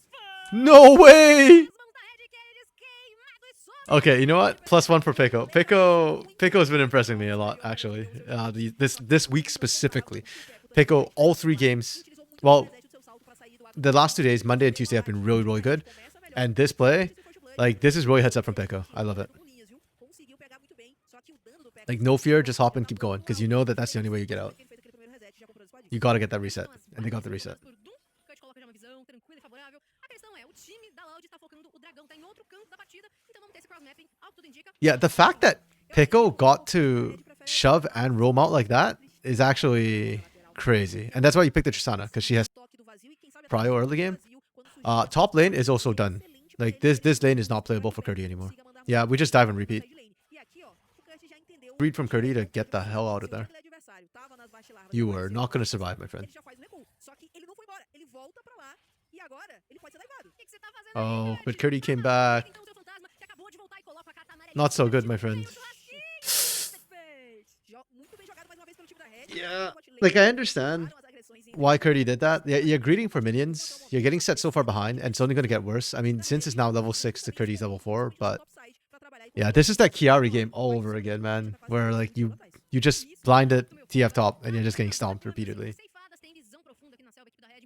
Really good from Red that, you know, they recognize the way to shut down a TF.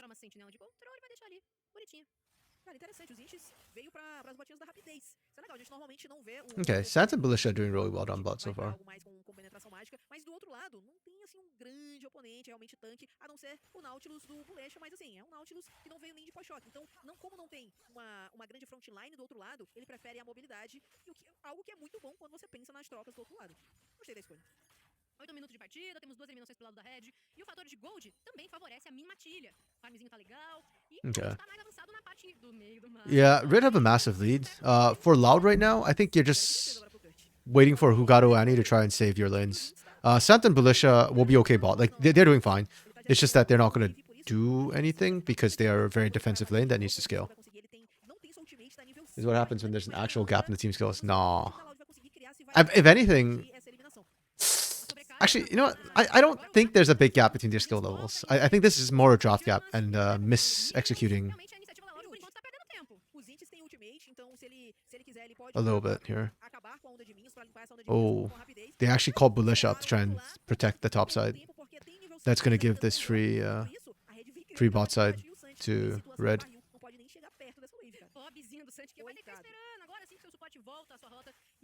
Yeah, they got that for free.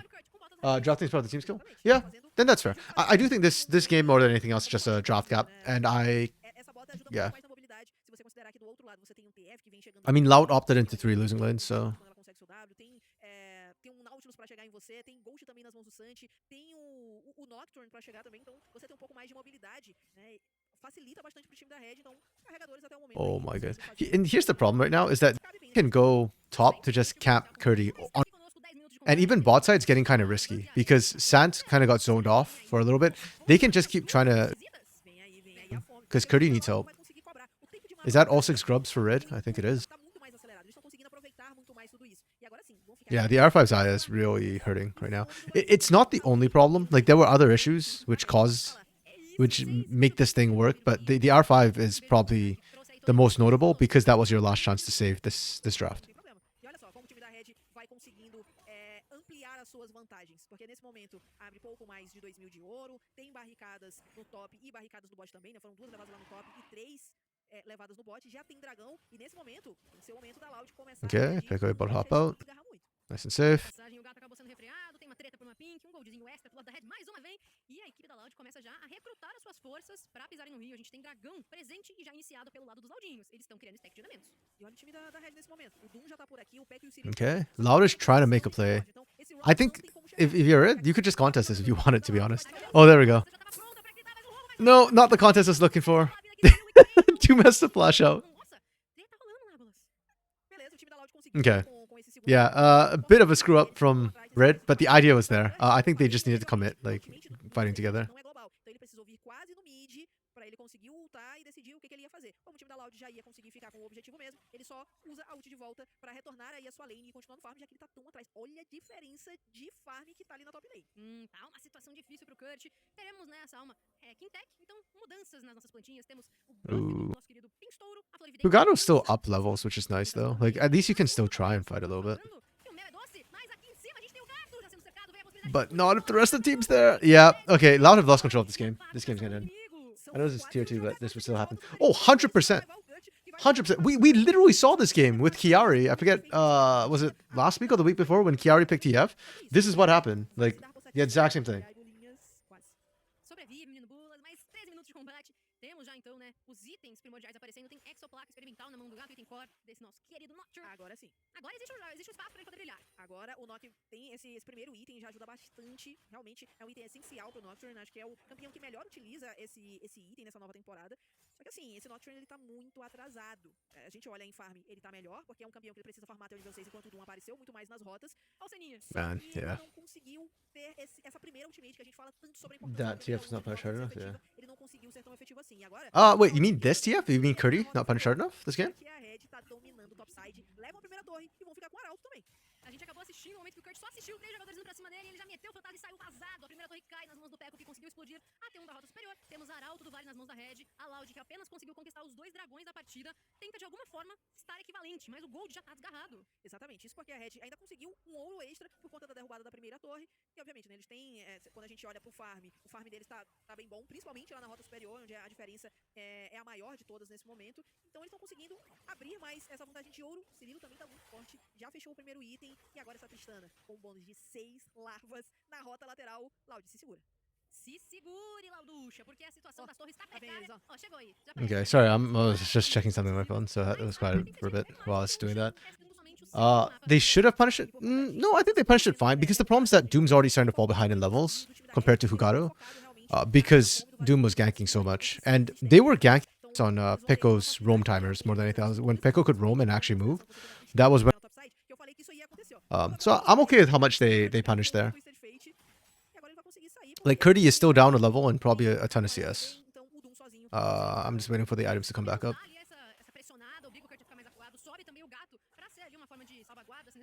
Come on, show us items. Yeah, so you're about half an item to almost an item behind right now for Curdy. Draw them to top until other lanes have to help. No, they did already do that. But the problem is also, like, do you want to leave the turret up? I prefer you take the turret and then get more pressure, right? And I think that's what Red has opted to do. It's not like the other lanes are losing anyways, so it's better if they can pressure and just snowball as fast as they can. If they had a lane that needs to scale, then I think, yeah, you freeze that top side and bully the crap out of Curdy. But if you have all winning lanes, then you just need to speed up the game. You don't want to give Sant time to get back in the game. Or into the game. Yeah, this is lethal too. So, like, you spike early, but you pace the game as much as possible. And they are speeding up the game. I mean, you can see how fast that, like, what they're able to do now.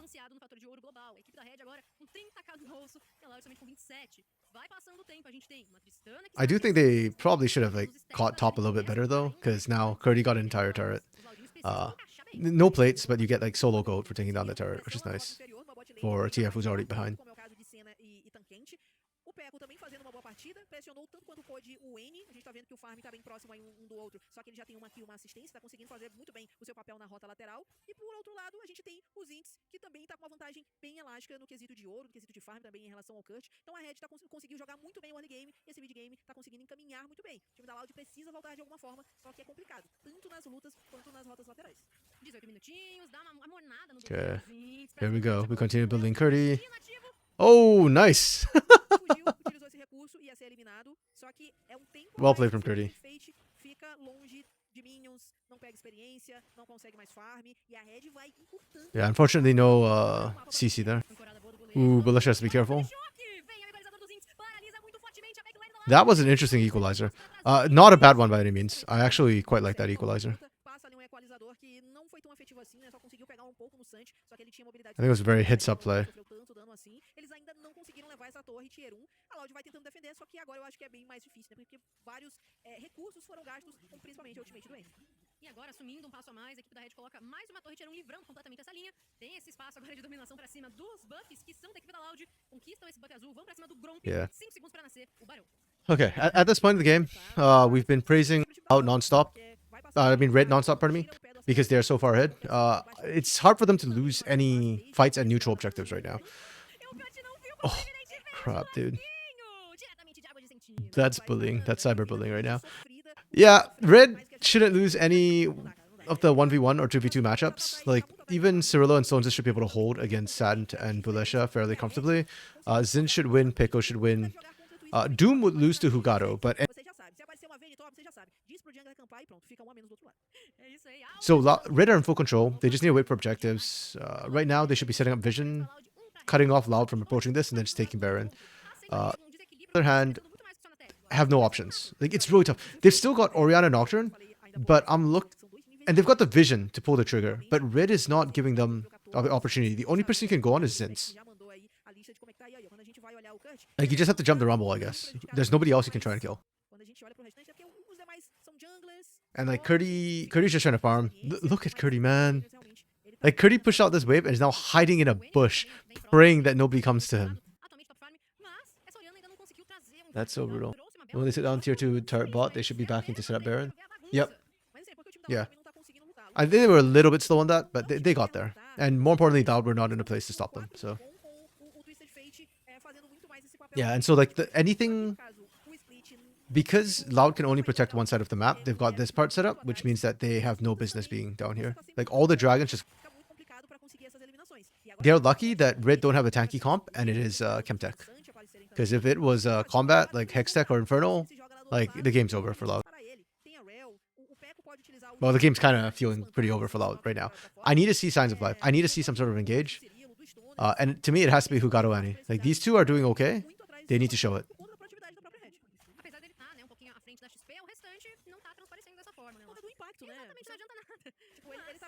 I usually like try and... Oh, okay, here we go.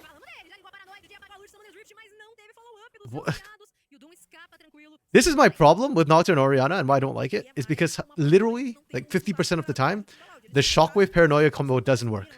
Like, either Nocturne's out of range, or Orianna pulls it too fast or too late. Oh, we are playing with fire here.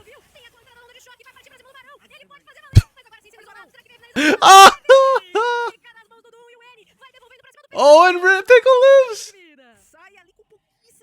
That's so good. That's so good. Really good call from Red here to just say, okay, we get him out 3,500, pew out. We collapse. Because they have vision, they know Annie and Hugado are there. That's the strong... These are the strong duo for Loud, so they just go, oh, your strong point's here, and the rest of you are not. We just turn and kill you. Hugado can't solo Baron fast enough. I mean, he got pretty close, but even if Hugado gets it, then only Annie gets Baron, and then you're still losing everything. Oh, Curdy, I forgot. Curdy survived too. So, yeah, no matter what, Red win in that situation, and Loud have no choice. Like, Loud did what they could. 7-1. Bruh.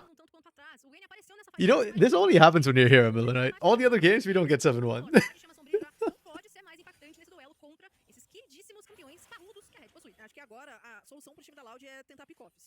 The question is if Loud can pull it back at all.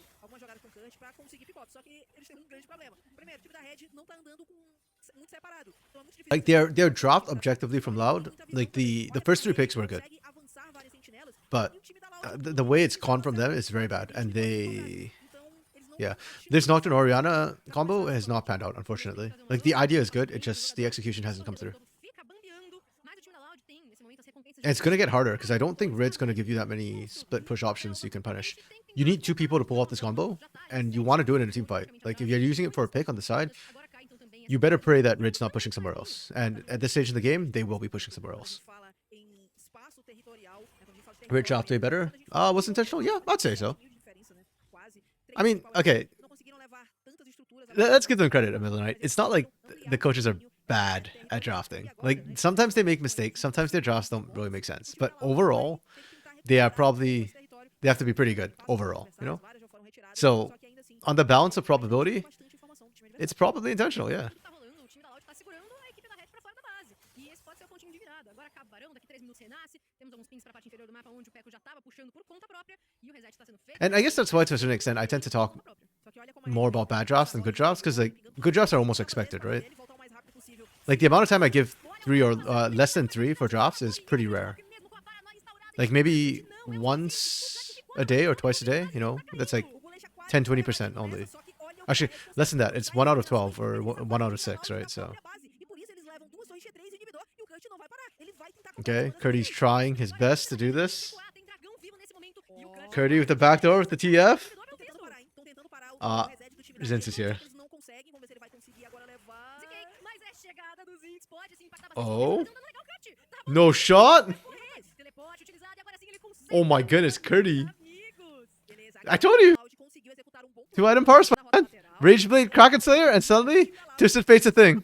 This is so disgusting. This is why this champ is so... You just need 2 items. Sick. Disgusting. Conseguiram diminuir bastante essa desvantagem, realmente, o time da Loud. Agora a gente fica de olho nos próximos objetivos, porque o Barão nasce em 1 minuto. Like, surely that's a mistake. Surely they're nerfing TF, right? I actually haven't looked at patch notes for next patch. They came out already. I just haven't taken a look at them yet, but yeah. Like, they have to nerf that. The TF, for sure.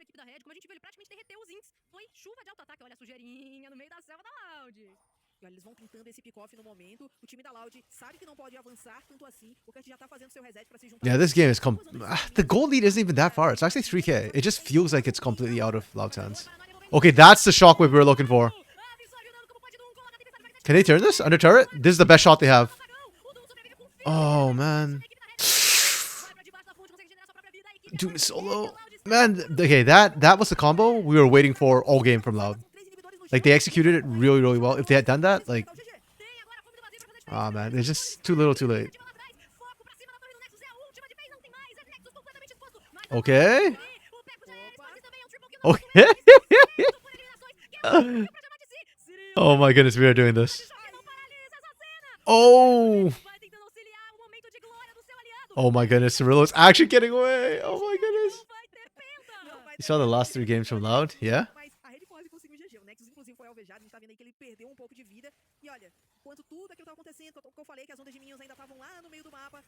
I did see the last 2 games from Loud.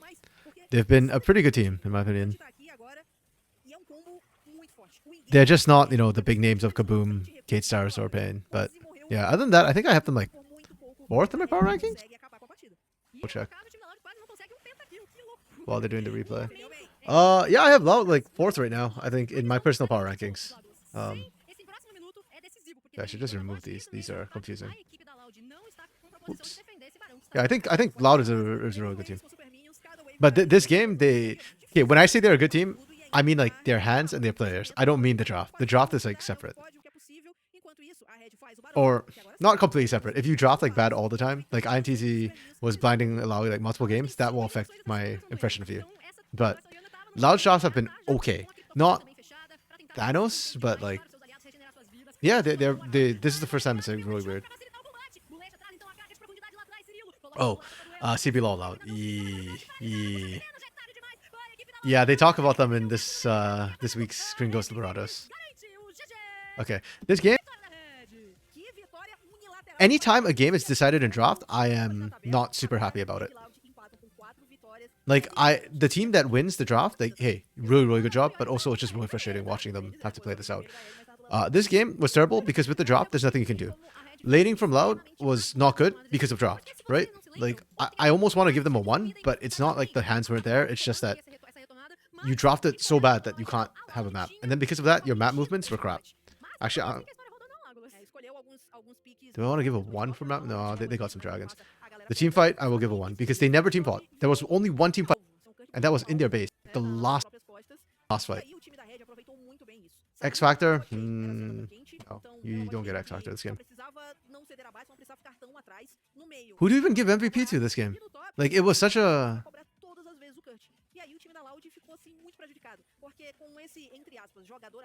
I don't know, man. Like, I give it to Hugado, I guess. Or I give it to Balesha. I think Balesha did nothing wrong this game. Off, eles ainda tentaram a rota lateral, né, durante a partida. Yeah, they did. Ainda assim, foram superados pela Red. E eu tenho que também exaltar o que o Cut fez, né? Levou totalmente Who did they lose against? They lost against Pain yesterday.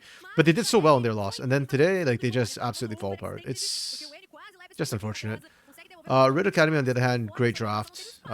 Pico, this guy is legit. Realmente por conta dessa diferença de ouro, também não poderia se expor demais, porque do outro lado tinha uma Tristana, o Doom também estava fazendo boas iniciações, então era muito complicado pra ele se expor. E a falta de uma frontline, com certeza, né, não dá todo esse espaço pra que a Orianna pudesse bater. E aí, como eu falei, não. Okay, yeah, this guy just straight up gets good laning and mechanics.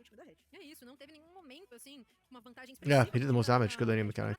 E a gente também percebe o fator do dano causado. A gente tem uns índices com 22 mil de dano, mais próximo ali foi o N com quase The laning for Loud, I thought was really good this game. They absolutely abused it. The map movements were... How were their map movements? It was good. It was good. I don't know if I want to give a 5. I can't remember it. Okay, we give it to... Do I agree with this? Do we give it to Doom? Uma alta participação de abates e, como falei, acho que ele fez uma excelente leitura de onde ele precisava estar nos momentos certos e o time todo da Red. Do we give it to Doom? Who do we give it to? MVP to Lethal Temple, no? No, yeah, that changed my mind. Hey, Spoods. Good morning, Spoods. Yeah, you kind of did. That's okay. Lilica wasn't playing, so you're fine. Yeah, I'm just finishing off the games because I didn't have time to watch all the games today, so I co-streamed the first 3, and then I'm just VOD reviewing the last 3. But yeah, the first 3 were good. The last 3, oh man, actually, the Pain Kate Stars game was really good. The Pain Kate Stars game was really good. Yeah, you give to Triss to Pico. That's fair. I'll go with the 3x factor. They had that flare.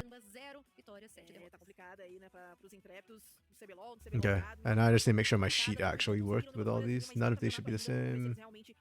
Flamengo is 11-11. I probably screwed that up. Hold on, let me double check that. Unless they actually... Interesting. That's, okay.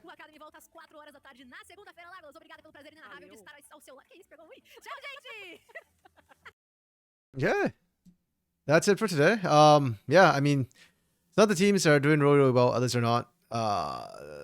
This is actually interesting because this is my personal rankings, but the scores are not matching that. So I think that's very interesting that I thought Loud was good, but Loud is okay. And Kaboom is crapping the bed really, really hard right now. So yeah, Tropa as well has been crapping up recently, which is very, very odd and surprising to me. I feel like they should be better than where they are, but hey, they are what they are.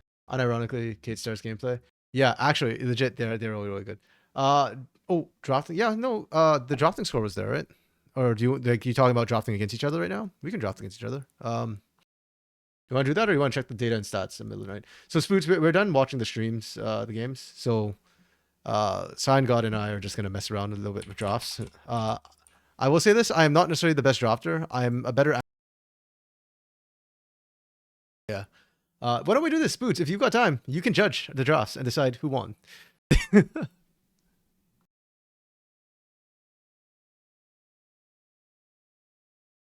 Okay, a middle of the night, you want red or blue? Pick a side. And then we'll just swap. Sign's kind of like blue, right? I'll give you blue first.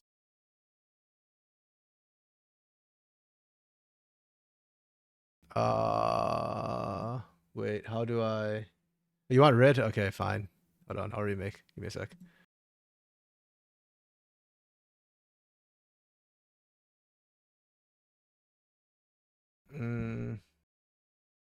How do I message you this? I'll whisper to you on Twitch, I guess, is probably the best way. Maybe? Quick whisper. There we go.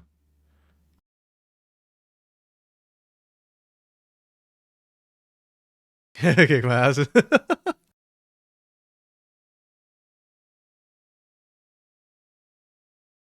Matt, wait, I haven't even thought about this before. Like what? I was like, look at that going, wow, that is absolutely massive. That is kind of interesting. Okay. You ready, Cyan? Yes, of course. It's picks and bans, right? Like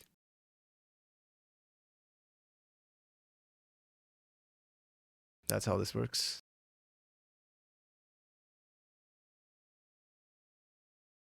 Okay, yeah, so you just hit ready at the bottom when you're ready, and then we'll kind of roll from there. That way, like, we don't have to worry about the... Ooh. Okay. I actually... Oh man, there's so many things. I don't know what I want to ban. It's easier if I know, like, what team... if I have a team in mind, because, you know, like, some players are good at certain things. Like, it's hard for me just generic draft. But hey, here we go.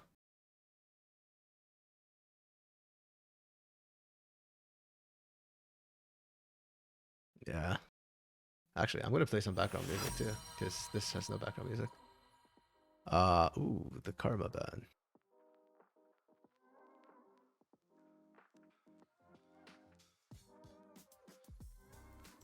What is OP?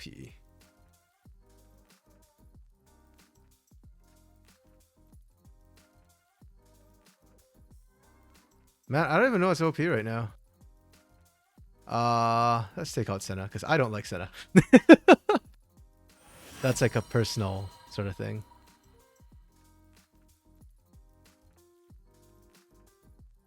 Do I want to take out Milio? No, you know what? I'll let you take out Milio. I'll take out Smolder. Because I don't like Smolder.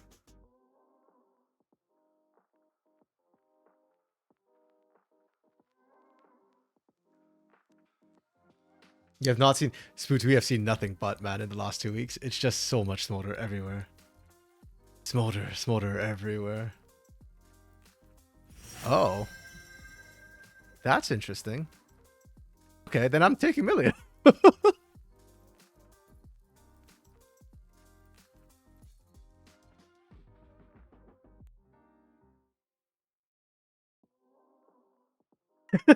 Yes. Yeah, Smolder's just really high power. He's kind of strong right now. It feels like you have to set up like way too much to try and shut him down. It's really quite disgusting.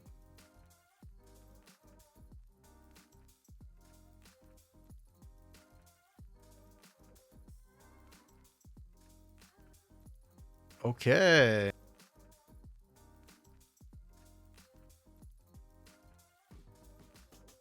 That is a choice.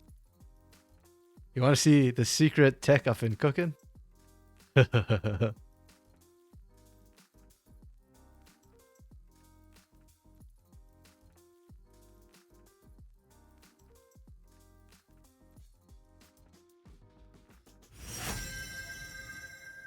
Ooh. Interesting. I could just Lysandra here.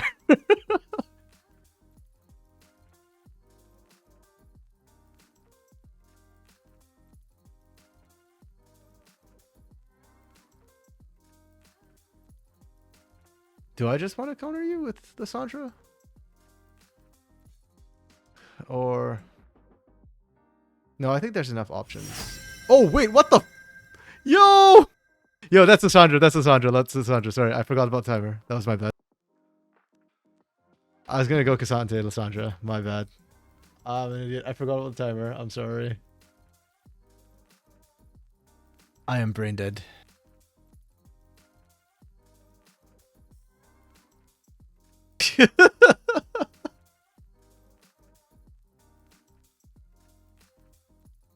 I'm sorry. Yeah, this is why I'm bad, coach. I completely forgot about the timer.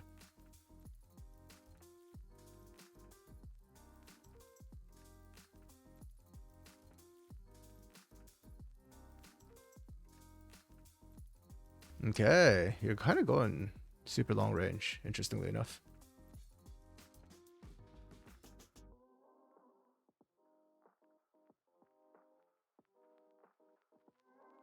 Ban the Rumble, go for it.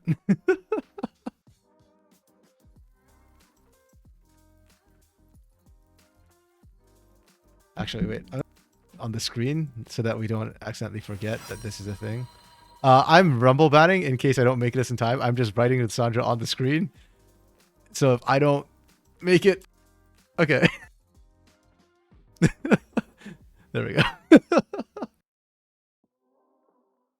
Smooths auto win the lease.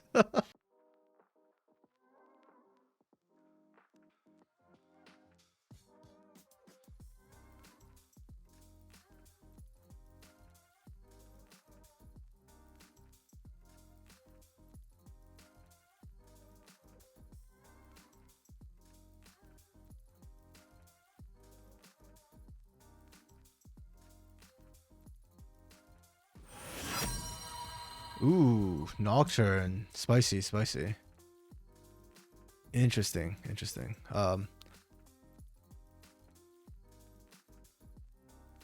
Wait, which freaking jungler was I thinking of? I don't remember what jungler I was thinking of. That's okay. I'll figure this out. You've activated my trap guard.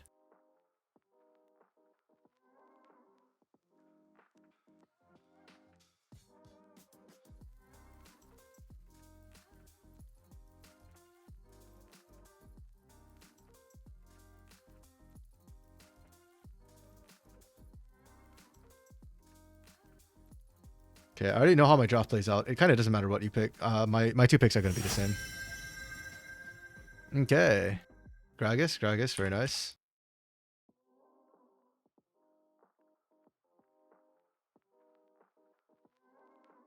Wait, what the hell? It won't let me lock. Okay, there we go.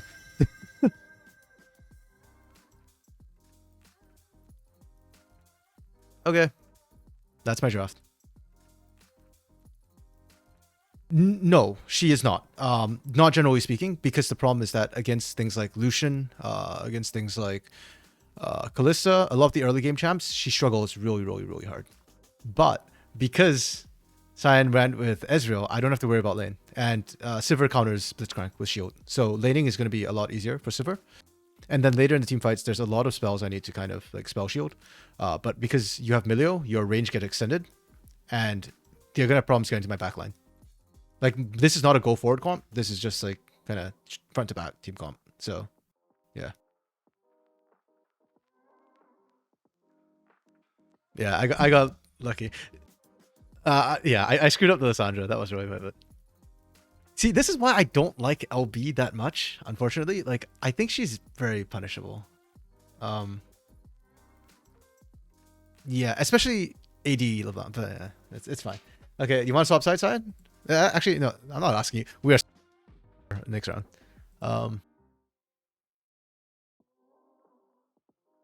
I think if you wanted her, you should have picked her R3 instead. And then R2, if anything. Actually, I don't know what you would pick for R2 here. Blitzcrank Lucian, maybe? Like, Lucian would have been okay there. It is what it is.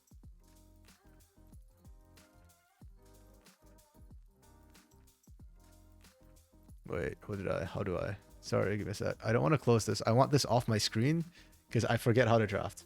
So having like previous drafts to look at helps me a lot. So, okay.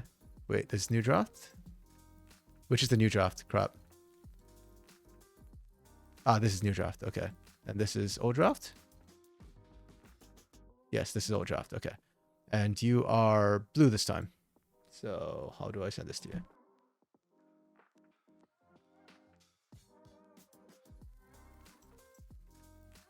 Okay. Nope, I put it in the wrong place. Screw it. There's only us in here, so. Sorry, Cyan. I am so tech illiterate. It's not even funny. Okay. Spoots could screw the draft over now.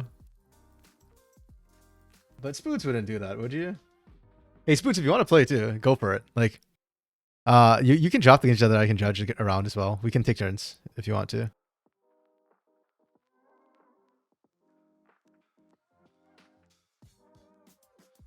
Okay, hell yeah. Okay, let's do King of the Hill. Winner stays, and then loser rotates out, and then the third person decides who wins draft. Oh shoot, I forgot it ready up. Sorry, my bad. Yeah. I mean, you don't have to pick meta. Like, I picked Sivir, who's very not meta. I think meta is just good for like early bans more than anything else, you know? And then it should get really screwy at that point.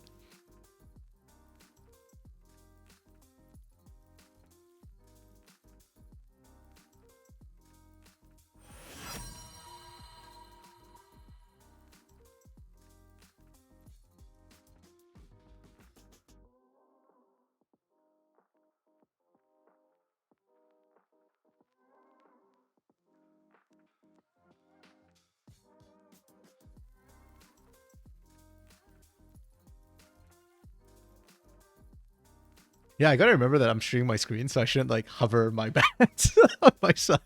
Can't show what I'm thinking, you know? Thankfully, earlier when I hovered the rumble, and I already picked my top laner, so it's okay. But yeah, that I almost screwed myself a bit there. The hell? You going for a Jax first pick? Interesting.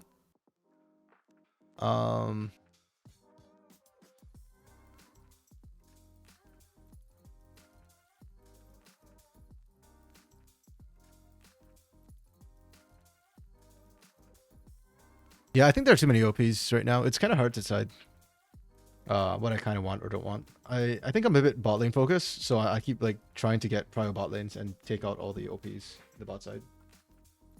It's probably not the best way to draft, to be honest, but you have yeah, I know, right? It's really different when you're looking at their drafts and going like, oh, oh, this was a good or bad pick, But then when it comes to your turn to do it, it's like there's so many things to keep in mind, and that's why like, I kind of really admire like coaches who draft well. Oh, missed the ban. What ban was that? Just tell me which ban it was, and we can just roll from there. Yeah, that's fine. Just tell me what it is in chat, and we'll take it. Shoot. What do I want to ban? What's my last ban? What's my last ban? Oh, you banned Milio? Okay. Then I'll ban Senna.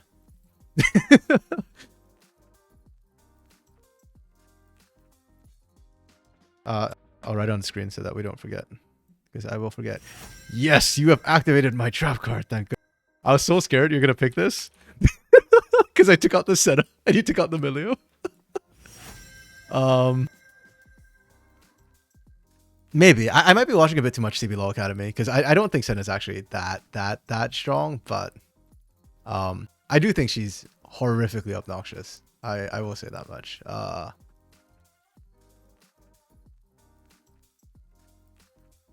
Oh, Kazante's banned, of course. What am I doing? Whoopsies. I brain farted.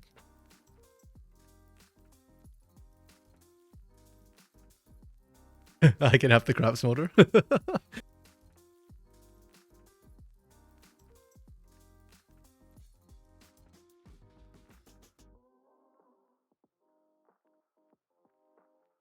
What's even good right now?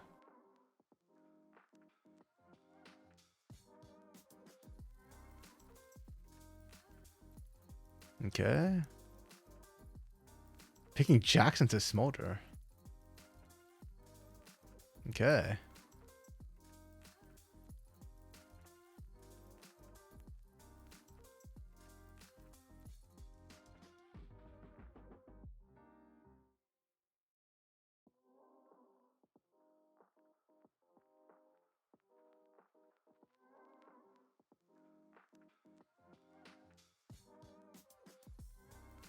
Okay.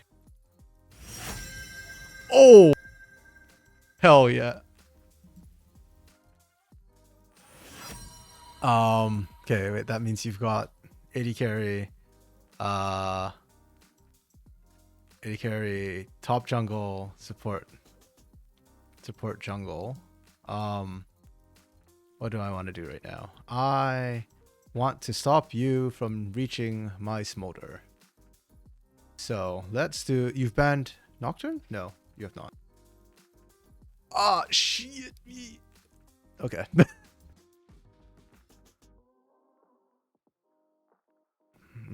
What else do I need to ban?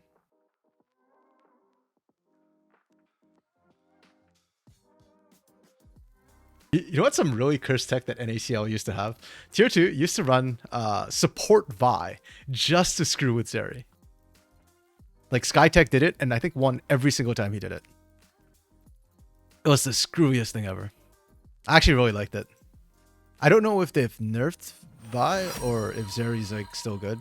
So I don't know if that support pick would still work in the current meta. Which is unfortunate.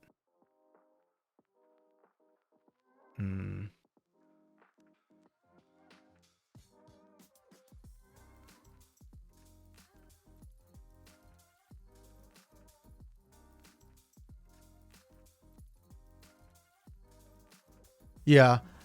In the jungle role for sure. I don't know about support is the only thing. Like she used to. Yeah. Like, no, her base damages were actually high enough to just kill Zeri in the past. Like, but I don't know if they buffed or nerfed, like, if the buffs or nerfs have made Zeri strong enough to survive. So, like, I wouldn't pick Vi support. Not until I know it works for sure. Like, that would be kind of cheese.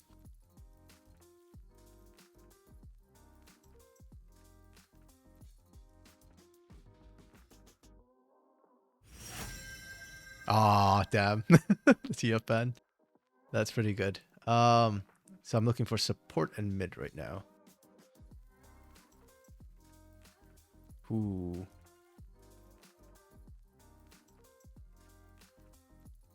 Well, Milio's off the board. So I think Renata probably has no counters right now.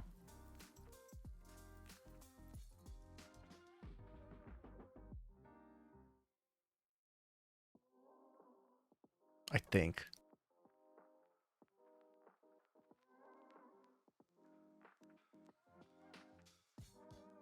Oh, actually, no.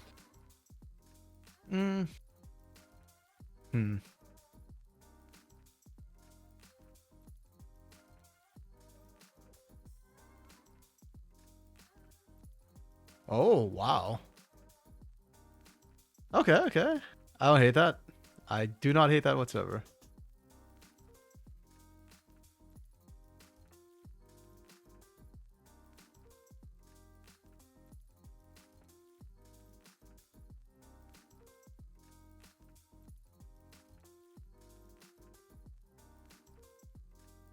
Man, I'm trying to restrict myself to only things that have been played like in competitive semi recently so that we actually kind of can tell what the matchups are. Oh. What is your mid lane sign? That's fine. Yeah, it bugs out sometimes. I just need to know like what it is so I can. We can just let this time out if need be, because yeah.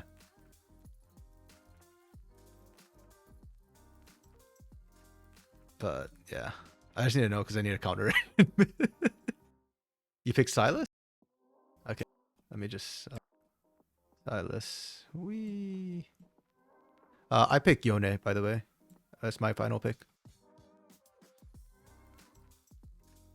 Yeah, I picked to match your Silas. Okay, Spoods. Your verdict. Yeah, this one's tighter. I think you cleaned up your draft a lot more for sure. Because I think first one, both of us were like not in the right mindset for like what we needed to remove. If you want, Spoods, we can explain our drafts to you and like the thinking behind them. You can look at Zeri as like kind of a long range. Okay, sure. I'll start first because Sign God can type at the same time, and then yeah, because Sign God will probably take a bit more time to type. So basically, my draft consists of a motor who, once you hit 225 stacks, has a mini execute. Basically, the way Smolder works is as the game goes on, nobody will be able to match him in range, and you just have to like outrange or burst him right away.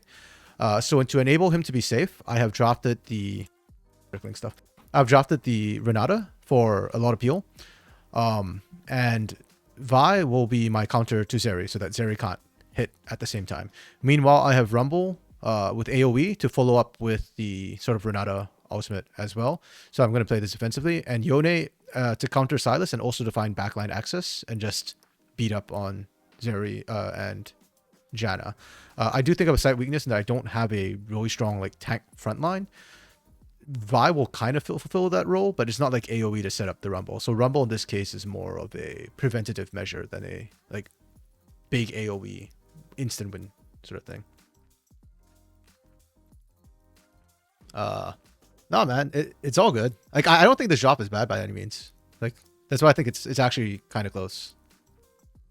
Like it's not the most meta because Janna's not meta and Silas we don't see too much of, but like, yeah, I think it's like, I can see the logic behind the draft. I don't think there's anything bad with it. Yeah, open Maokai because, yeah, Maokai was a good flex. I mean, it goes 3 ways, so I was like kind of hesitating on what I wanted to do with that. Yeah.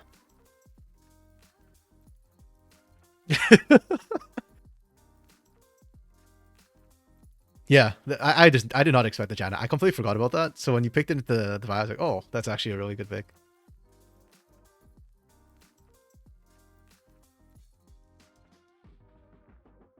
Yeah, Smolder Rumble. Yeah, I think so. One of the things with Smolder right now is, well, I've spoken to a couple of coaches in NA, and generally the accepted counter match it with range. So you go like Jinx, you go Senna. Ezreal is not good apparently because he can't match the damage. It's 3. That's fair. I don't know if Zeri would work. Like Zeri's range got somewhat nerfed, so I don't know if she's like safe enough from range. But I'm willing to concede that she could potentially outrange Smolder. I don't know anymore. And then the other thing that people have been doing is Nocturne Oriana to try and burst down Smolder. Like you can one-shot Smolder that way. Personally, other risks I think of are these are more my thoughts. LB and Yone I think are huge threats into the back line. Though I have not seen these two run as answers yet, unfortunately, as counters. And the other thing I really hate about Smolder is he's got two builds. He's got the squishy Quick Blade Essence Reaver build, which makes him really squishy but do a ton of damage. Or you can go Riftmaker Shojins and get really tanky, and then all of a sudden like people that eat LeBlanc and Yone can't kill you.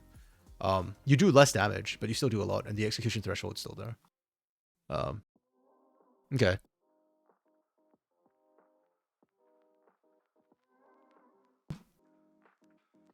We good with that, or it's pretty fun though? Yeah, definitely. I actually sometimes I used to do this with some of the color casters back in the day, like 2 years ago. Yeah, about 2 years ago. Then last year just kind of didn't have time, so yeah, your brain is bursting. Okay. So actually, you know what, Spood, Cyan, why don't you two go at it? Spood, do you want red or blue? And Cyan will take the other side. I'm letting Spood choose because Cyan, you've already had a practice run. Spood does not, so yeah. You like red? Okay. And then we can swap after. So yeah, it's not really doxing, I guess, because technically, it's on my screen. It's just it's hard for people to type as well.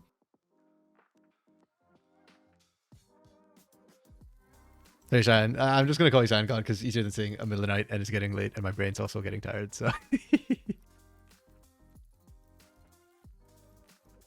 okay. I will say I'm not gonna like comment on your picks as you guys do them because I don't want to like swing things, right? So sure, yeah, you can take a moment. So I'll wait for you all to draft before I comment on the draft. Okay, does that sound fair? Does that sound good?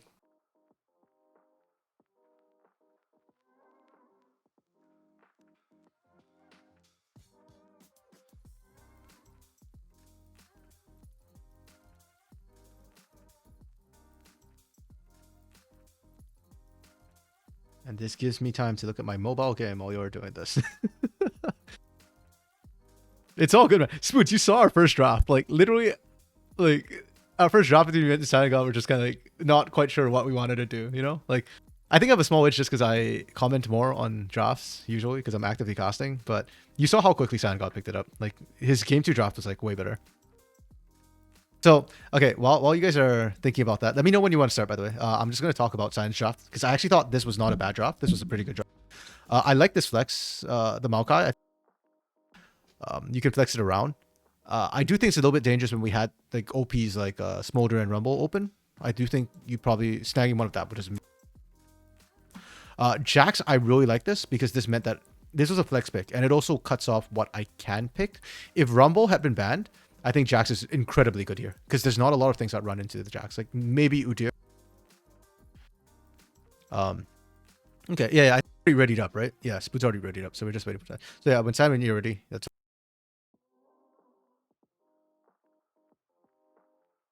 waggle. Fiora aside, that actually doesn't sound too bad. Fiora to me is very conditional. I need the right setup for it. The Zeri I thought was actually not a bad pick into Smolder because of the reasons I mentioned earlier. I think you can outrange with this. And I'm going to be honest, no matter what you picked here, if you pick anything that can match scaling, you only had Jinx and Zeri.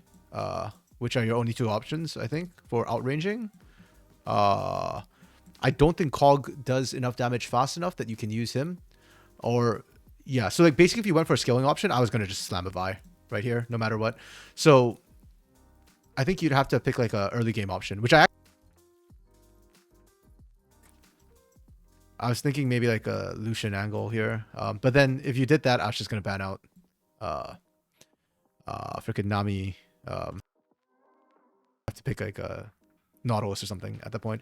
So this was actually pretty decent. I think the biggest problem was just that the Rumble was open for these three picks. If Rumble wasn't open, those are great picks. I think like the Aatrox you could probably left open and then countered me with Yone. If anything, I think the Aatrox ban could be swapped out for a Rumble ban. Your second ban phase, the Janna threw me for a loop. I really liked it. The one I was actually really scared of was actually Blitzcrank here. If you pick Blitzcrank, I'm in trouble because the only tank I have is Vi. And mid lane, there's not a lot of tank options. And I'm scared of what you pick here because it could mess up my tank option. So, yeah, but the Janna was a good pick. That messed me up, actually, when you picked it. And, yeah. Because you picked Blitz last drop, so I was like, yeah, no, it's fair. And like I said, I think the Janna is a really good pick here as well for a bunch of reasons. You can actually heal up a lot of the Rumble damage that comes down as well. You can stop this from coming through. You can shield somebody. So, yeah, I like the Janna pick. It's non-meta, but I actually... And then the Sylas... Like, I understand why you picked the Sylas. There were really good ults to pick, but... Yeah. Oh, you guys are already drafting. Okay, yeah. You know what? Actually, you guys can draft while I do this too, right? Because then I won't comment on your draft. I won't be tempted to speak up on that. Oh, but then you can't. Okay, you know what? I'll just write Rumble here. That's fine. I already kind of went through your other draft. It was good. I think the big problem was just the Rumble being open messed up their top side, and then me getting counter pick means that your mid lane, it's very hard to salvage with just a mid lane pick.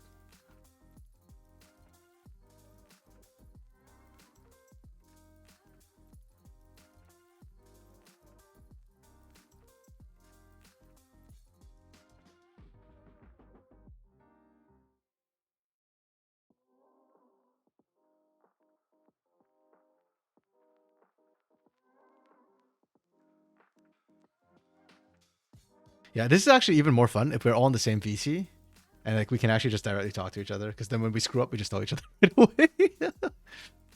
But if this is something that all of y'all like, I don't mind running this like as a weekly thing, just like together as chill.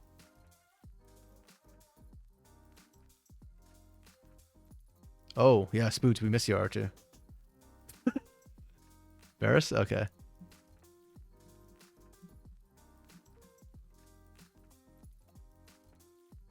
San, if you can't pick in time, that's fine. We can always just redo the draft as well. If, yeah. It's not a big deal. I mean, I literally did the same thing, but worse earlier, so.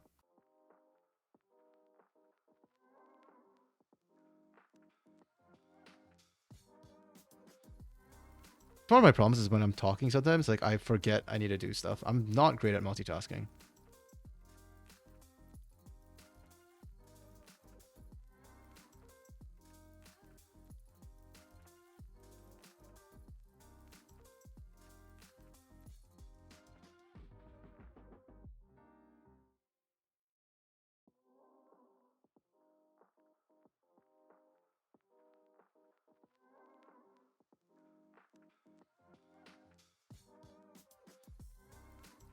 Wait, I missed a jump. Jinx. Okay, sorry. Let's crank Jinx. What's the B2, B3, and the Varus mid? Okay. Actually, there is a type function. I don't know why I'm right. Where's the type function? I swear there's a text function somewhere.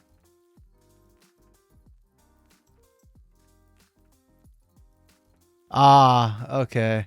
The text function is not in the free version of Epic Pen. Rest in pieces. I have to write. I apologize for my terrible handwriting.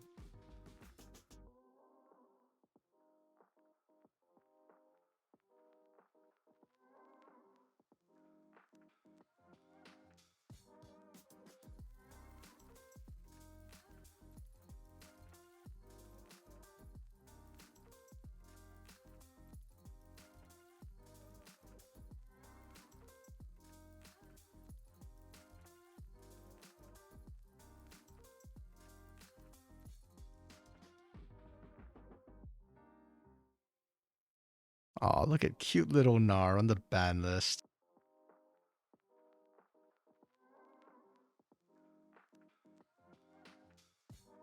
I'm personally not a huge fan of Gnar. I think he's actually really hard to play. Like, you need... Like, managing his Gnar bar is so difficult. I don't know who I really trust, actually, in CBLOL to manage it. Like, Weiser, maybe?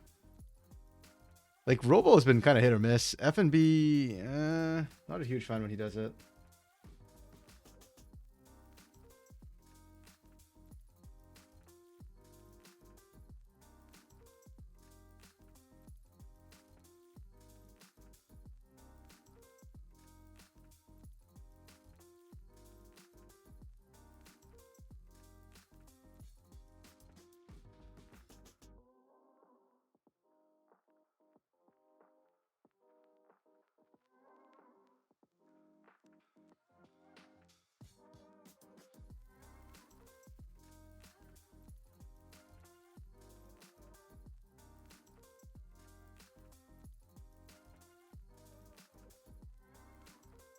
Oh, we missed one.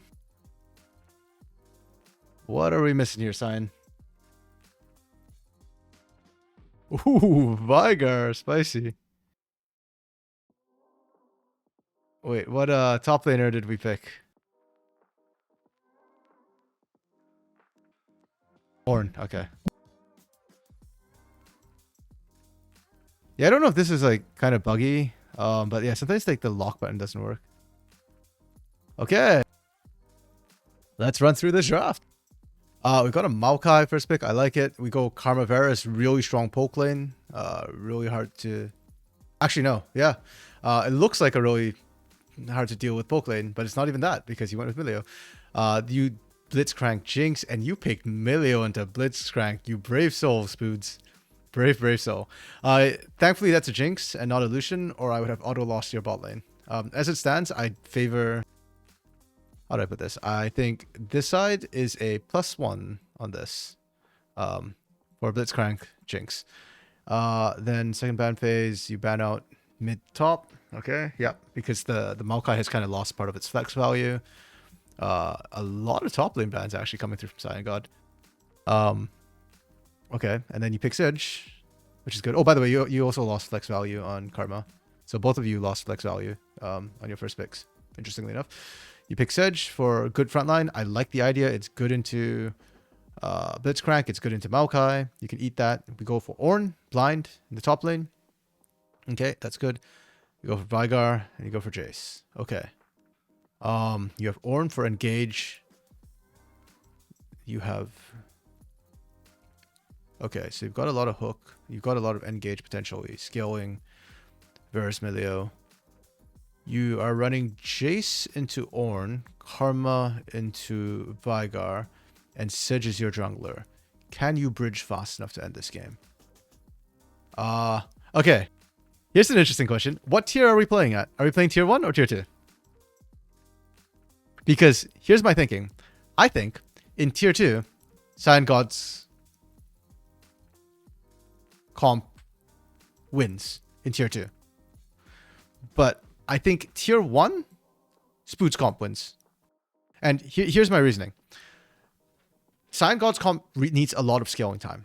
But Cyan God only has one winning lane, and that's bot lane. And the problem is your winning lane is not like a hard winning lane. You know? Like it's Jinx. Even if you get ahead, like you don't really come online still to like 15, 20 minutes, even if you accelerate. So you have to bridge and all that. And I think in tier 2, Spood's team can't close fast enough. So I think Cyan God wins. But I think in tier 1, Spoods will actually win because your Jace is a winning matchup into the Ornn. Karma will abuse Vigar. And Varus Milio is still a strong early lane. It's just that Blitzcrank kind of screws you, but you're okay. And then I think Sedge will play into Maokai. In tier 1, I think Spoods will close out fast enough. But in tier 2, I think Cyan God wins. Or like depends, and that's why I say like if we pick a team in our mind, I think it's easier because then yeah, think about tier 0 before you're gonna.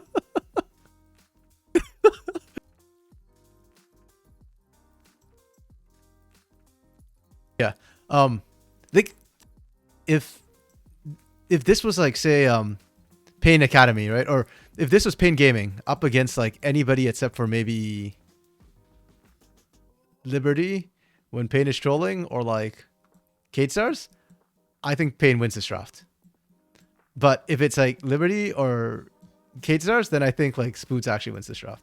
You know what I mean? Like that's the thinking. But I think it's fairly close.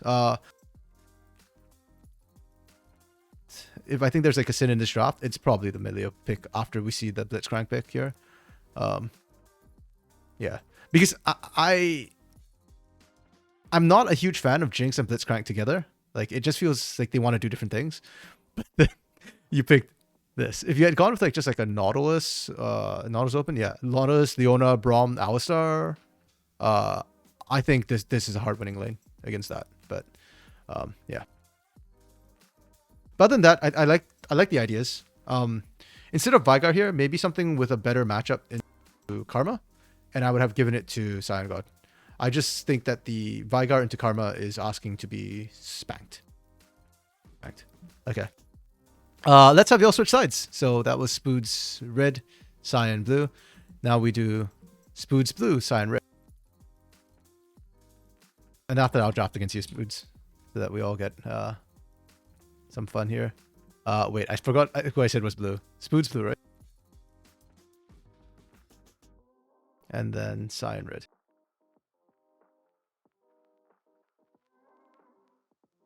You know what? That's fair, Cyan. And if that's the case, like red side's probably actually the better side for you. Because yeah, like on red side you can respond, I think, a lot more to whatever is being shown on blue side. So I'm just getting rid of the old drafts. Because I'm keeping on another tab so I can look at what you guys are saying. Wait, no, Spoods, this is you. What are we kicking that? That's you.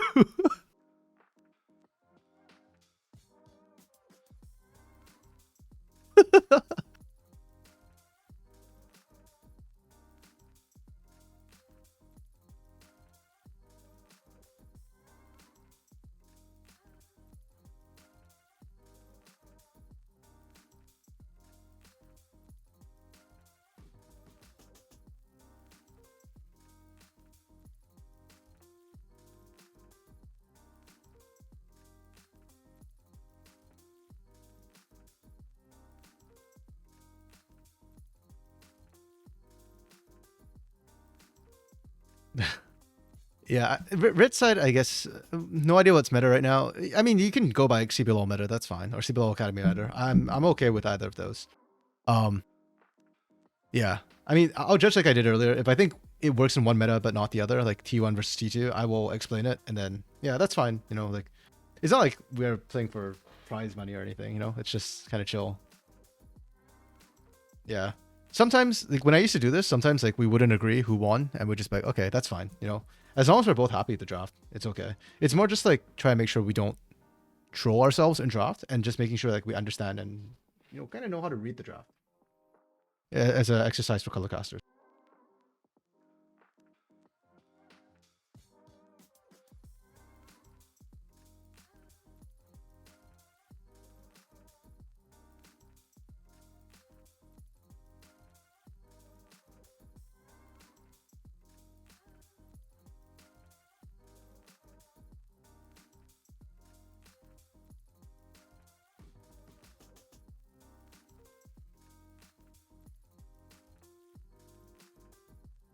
Ooh, spicy. Way banned.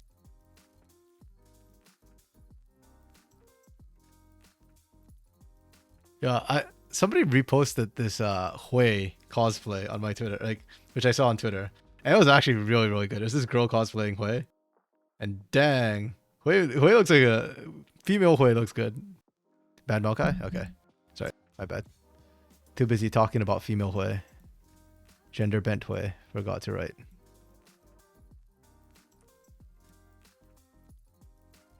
I don't know how people draw out their mouses. Mice.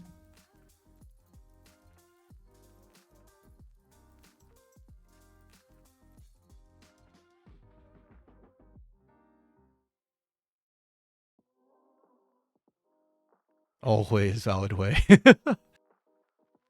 But do you know Da Hui?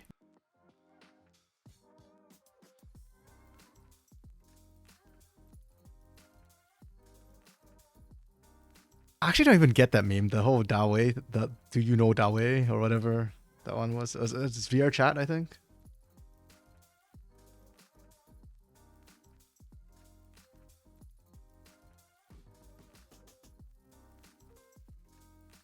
Yeah, VR chat. Hold up.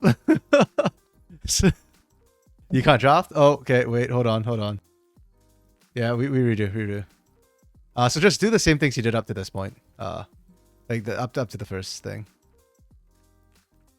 And it is Foods Blue. I see that at least, Foods. I'll just keep this open so that we can see what the draft was supposed to be up to that point. You know what? If we keep having bugs, I might just try the other one instead.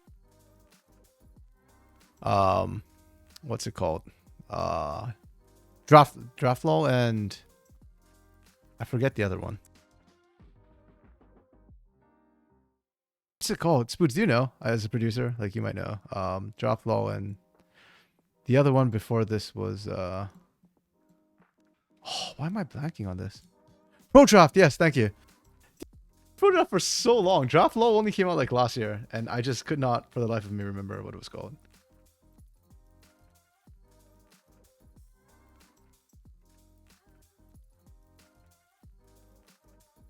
Thank you, Spoods. Okay.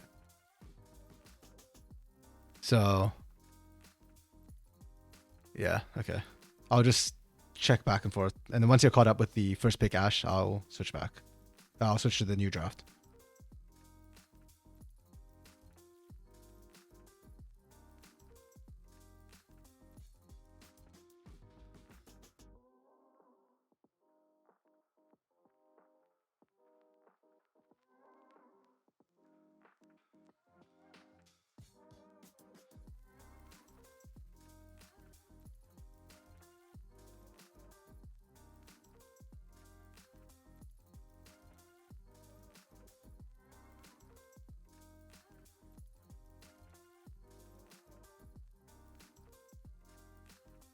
Okay, we're basically there. Yep, we've caught back up. And I have consigned the other tab into oblivion.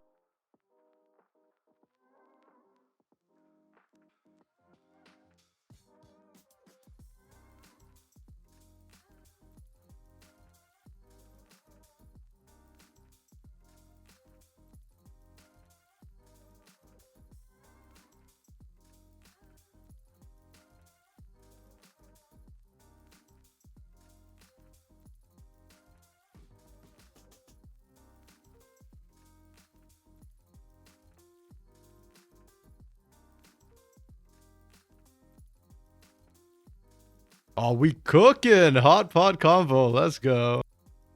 I don't remember who the first caster say hot pot combo was, but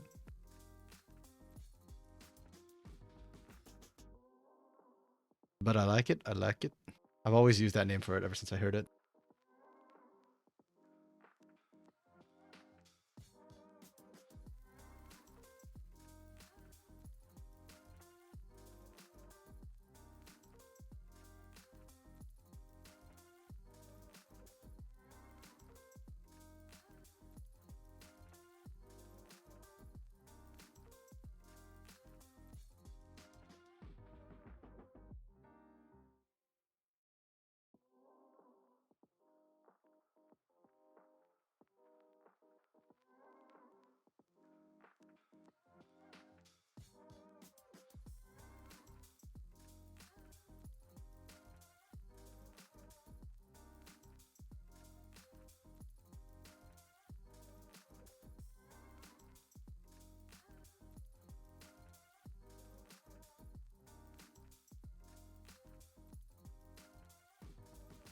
Okay.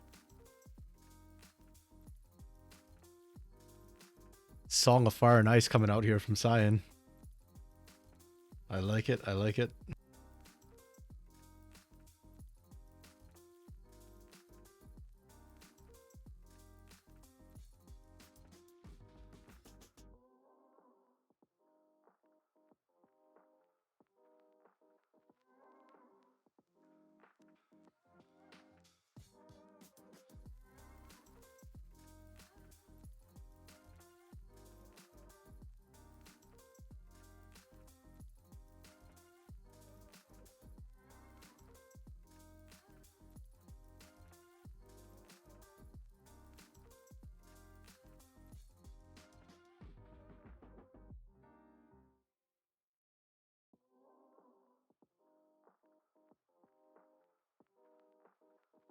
Into the second pick phase. Let's go.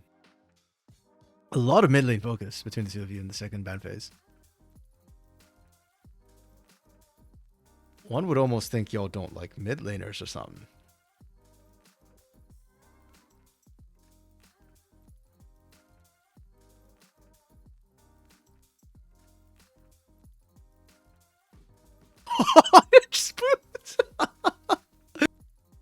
Brother.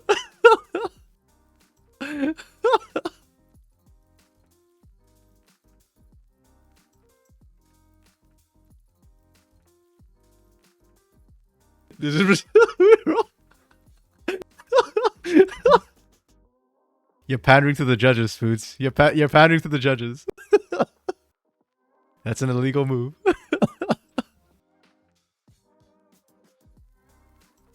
That is... Oh, wow. Okay. We are rolling... What is this? Wait, is that... Sorry, God. Is that a Shen Braum bot lane? Hold on. We cooking? We cooking? No, it's the Braum Rumble bot lane. The Song of Fire and Ice. Is he already?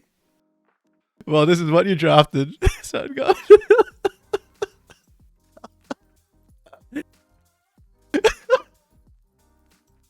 You know what? Pitch me what goes to the bot lane. I'll try and make a case for it. Let him brew cook. Okay. So, Spoon granted you clemency. Pick a different, pick an 80 carry to round out your comp.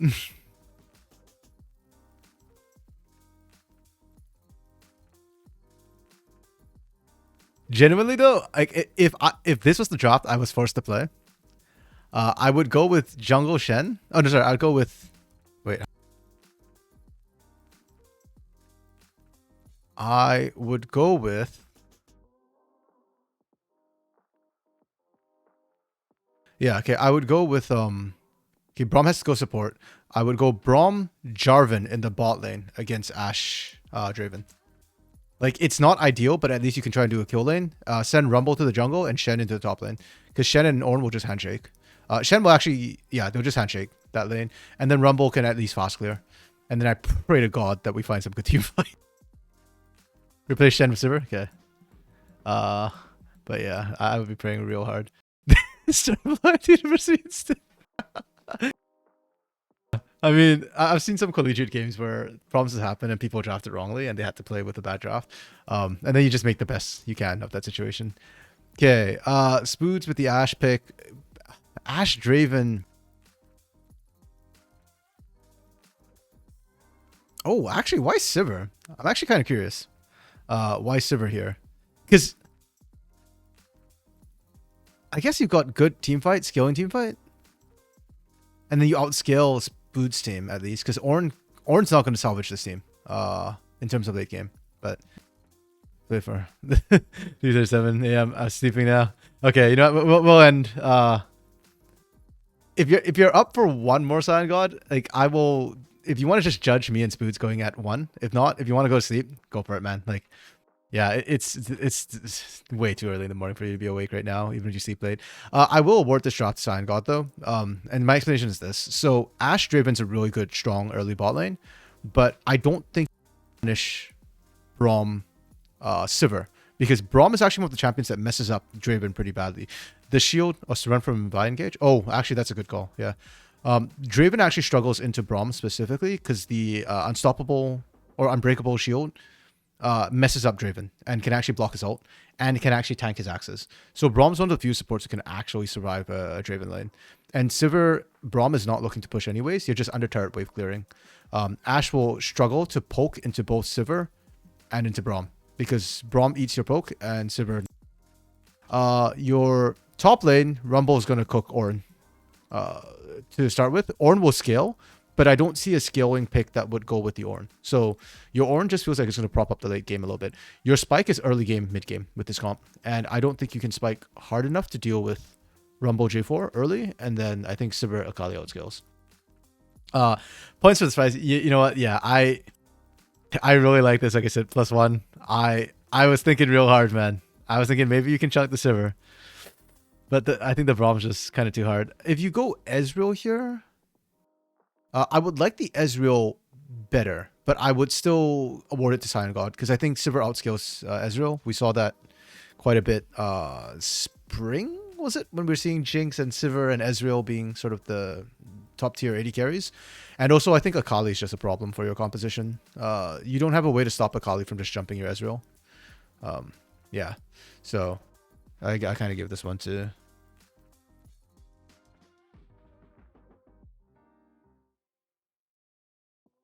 Akali actually picked into Orianna, not because Akali counters Orianna. Orianna actually dumpsters Akali pre-6, but more just because oftentimes, well, later in the game, Akali will goes to actually punish her. I was thinking Vi, maybe you can try and shut down, but I just don't think it will be hard enough. And if you shut down that lane, then I think your top lane gets cooked. So, yeah, kind of hard. Spooch, do you prefer red or blue?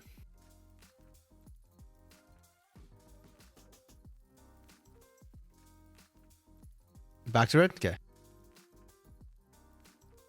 I actually think blue side's kind of OP, personally. But I'm also affected by the stupid freaking zillion, like, 2,000 win rate on blue side. Do you need the spectator link, Sign God, or are you good just looking off my screen? No, I'll just tuck it in here in case. Okay, yeah, I'll just, yeah, because I'm streaming anyways, so. Oh, wow, we are right into it. Oops. Let me think. What is a good blue side ban? You know, I'll remove Smolder just because, Spood, you're not familiar with Smolder. So yeah, I'll just take Smolder out. Also, I know Silent God doesn't like Smolder, so. Hey, Mash Man. Bro, it's broken. It's busted. Been heading it. It's fine. I'll do it. It is. Okay, I will say, I think if blue side's banning Smolder, that's not a good sign for the team because I think it's a really strong pick, and it's kind of weird that, you know, you're banning on that side. We are banning Varus on red. Interesting. Also, not quite sure where that kind of leaves me. Huh. Let me take out Senna. I don't like Senna.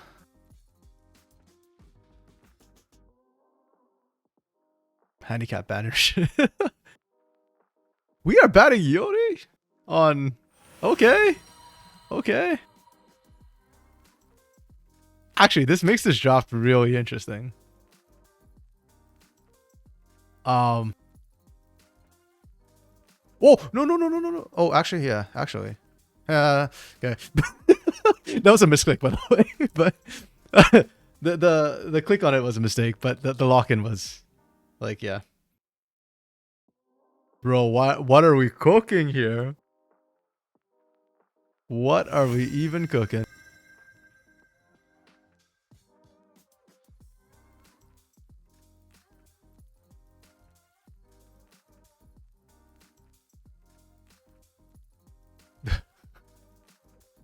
The funny part about banning so many like non meta OP champions is that it actually opens up a ton of OPs, and then suddenly red side gets their pick of OPs. So like that actually makes it hard on me because then I need to like pick champions that can, like, I need to leave enough OPs open that if you get OPs, I still get OPs. Which is like a really complicated way of doing this.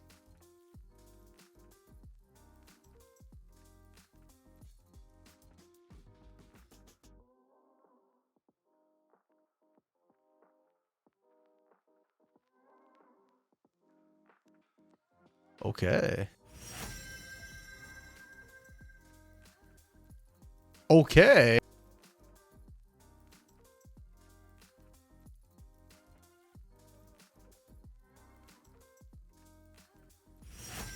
I don't know that. I mean, yeah, it is a little bit strange. Because like different teams have like different strengths. So sometimes like what works for one team, what doesn't work for another team. To be fair, but I think we can still kind of look at comps and decide like, hey, which is objectively the better composition. Or at least I'd like to think we can.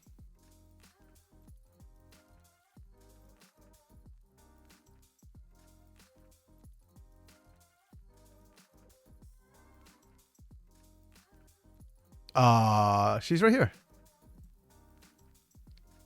That crazy face.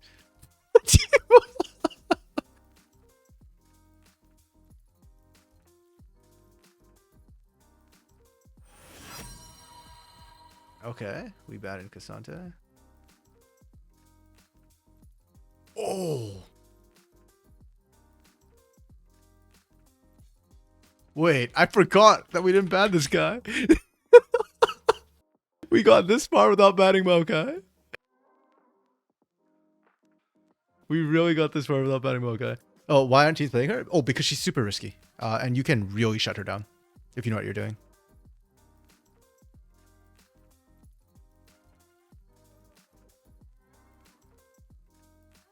Like, yeah, like, and she's kind of, like, she's got a high damage stats, but the problem's that you can't control her properly. So it becomes, like, kind of, like, messed up trying to play her a lot of times. Okay, Spoods, there's one pick. If you don't stop me from getting it, I'm just gonna Thanos draft this.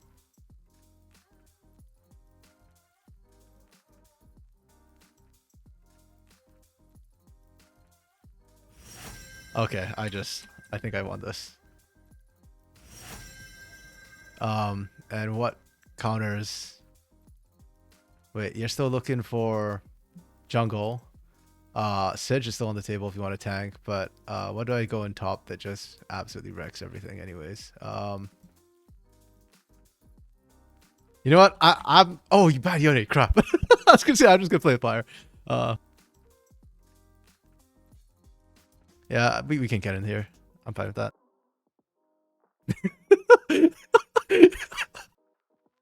Hey, I like the Poppy. The Poppy's a good junk pick. But yeah, when I locked in the camera, I was like, if I get Xinjiao, this is done. And then I got the Renata Glass to counter the Nautilus. So I'm like, okay, I won bot lane early game, and I get Xinjiao. Like, this is the Thanos early game comp.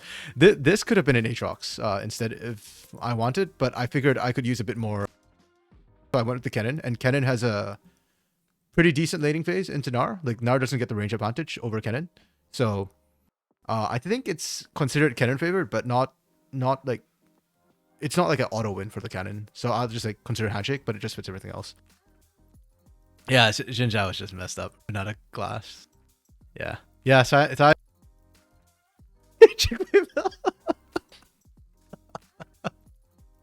Oh man.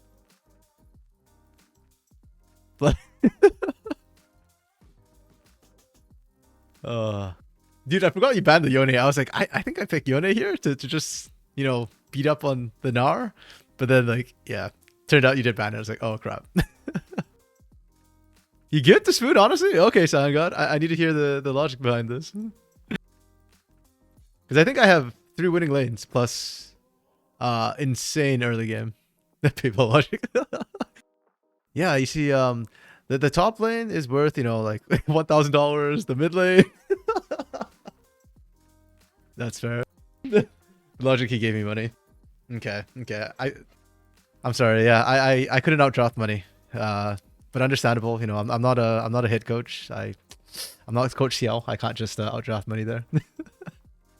LeBlanc is pretty strong.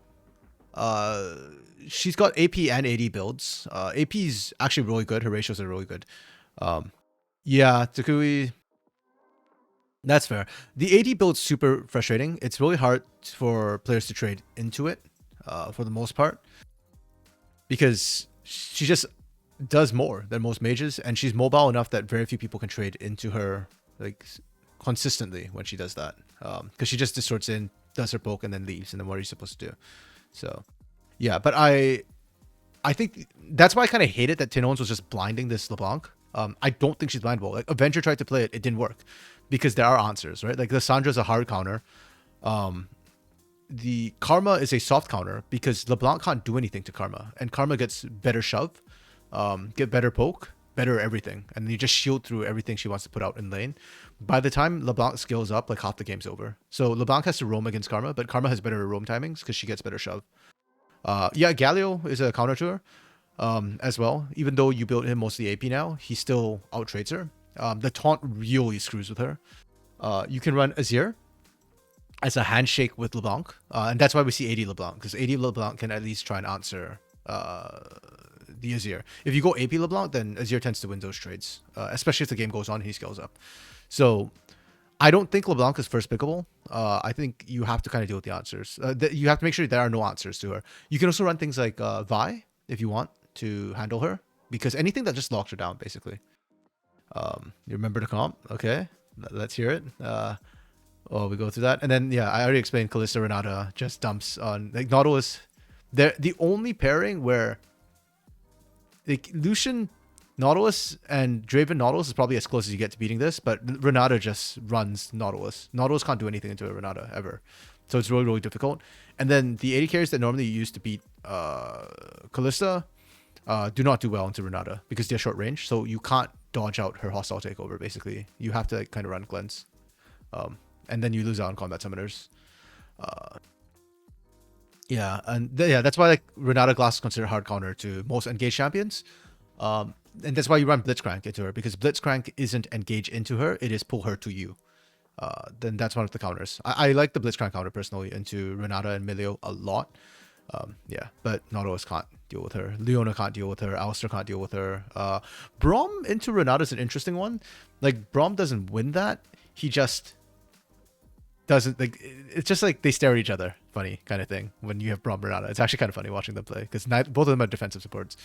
But I'm still waiting in the middle of the night for the comp that you remembered. And then the second fan phase, I actually like your bans. I like the Jace ban if you're going to pick the Gnar. I don't like the Cassante ban because Gnar is actually a counter into Cassante in lane. So if you were thinking of picking the Gnar anyways, you can just leave the Cassante open.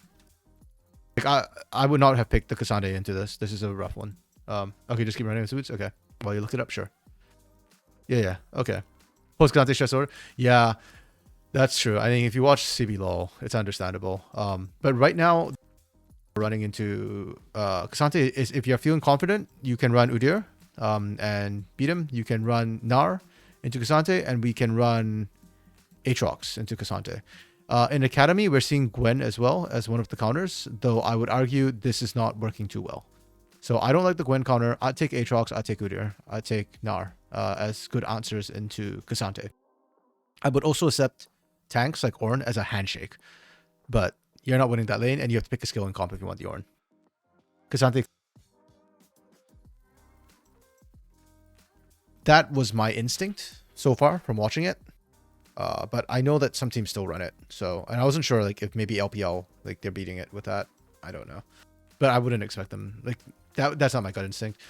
But that's fine. I mean, the Gnar pick is quite good. I don't have a lot of good answers into the Gnar. Like, the Kennen is a slightly Kennen favorite lane, but I think it's a handshake. I think a good Gnar can beat the Kennen. It's like a, 60-40, 55-45. Yeah, I've not been following the LPL either. It's too much going on. I only watch, like, select LCK games, and then CBLOL, obviously, NACL. I'm not even watching LCS, actually, which is not good. But I've just too many things I need to watch. Yeah, so this is fairly handshake. I think the Gnar pickup here was actually a good pick. Like, it does a lot into what I want to try and do. So that's fine. The Poppy is a good one. I like the Poppy, but my only problem with your Poppy is that usually if you have Poppy, you're trying to stop your... You have range plus Poppy, like, to stop me from engaging into you. But as it... Lucian and LeBlanc are going to be distorting and dashing towards me anyways, so the Poppy is kind of, like, out of sync with these two picks. But in isolation, this is a good pick into this. Like, you absolutely stopped Kennen with this pick, so that's really good. You can stop the engage as well from Xin Zhao. Though Xin Zhao's engage is not... Like, you burn it out, I burn a basic ability. So it's good for a single stop, but then you need your team to be doing something while you stop the engage, Yeah. So not a bad comp. I'd rate this a... Oh. Actually. There's anti-synergy going on in here. So I would rate this like a 2 out of 5. 3 out of 5 if you make it work. Yeah, but we're drafting better than some teams in CB lol. But overall, I don't know. I think I'm drafting pretty meta for the most part, so I'd give myself like a 3 on my drafts. Okay, this particular draft was a 5. I got so lucky with this Thanos draft. But like the other draft, I think was like a 3. This one I think was a 2. Just because of anti-synergy within the comp. Like individually they're good, but just anti-synergy inside. I can only analyze. Like every time we hit a new patch, I die. It's like start of season, I did so badly with my predictions. Like week 1, day 1, I just died in my predictions. And then week 1, day 2, and week 2, I trolled my predictions for fun. Just because blue side meme was too good. But yeah, my first day was bad. It usually takes me like a week to catch up, so. You died so bad you gave out cast. No, Spoots, you just have to switch to play-by-play. That's the secret. If you can't do the knowledge part of it, or if you can't do the analyst part of it, just switch to play-by-play. And if you can't talk fast enough, switch to color. That's how it works, right? Okay, this was really fun, guys. I really enjoyed doing this. And you know what? Even if we're not streaming, I would actually love to like continue doing this sort of thing with you all, like off stream as well. And like I said before, I actually have more fun doing this like when we're all in the same voice chat and like we can like talk about stuff. So I don't know, maybe I'll organize something like this in the community Discord or something. Yeah, DM007. Hell yeah, dude. Time zones, man. Foods. That's the problem for me trying to like, do stuff live with you is time zones. I don't normally stream this late, but oh, let me pull. Community Discord, invites, generate new link. Okay. I'm just gonna pop it in here. There's the Discord link. Let you cook the bro. It's getting late, man. Like I gave you the entire draft. Okay, yeah. You know what? I'll talk to Brent about maybe. I'll talk to Brent about maybe if we can organize like a drafting tournament or something, maybe, for fun. And then, yeah, I think I'd be actually down for that. Like if we do like a drafting tournament in that community Discord or something, we can stream it. We can don't stream it. I'm fine either way. But yeah, I think it'd be a fun exercise to kind of do. Yeah, ultimate meta killer comp. Okay, that's a bold claim, buddy. Because I think meta is 2009 meta. Okay. Okay. 2009 was like season 1, man. That was the Exodia time, you know, back in the past.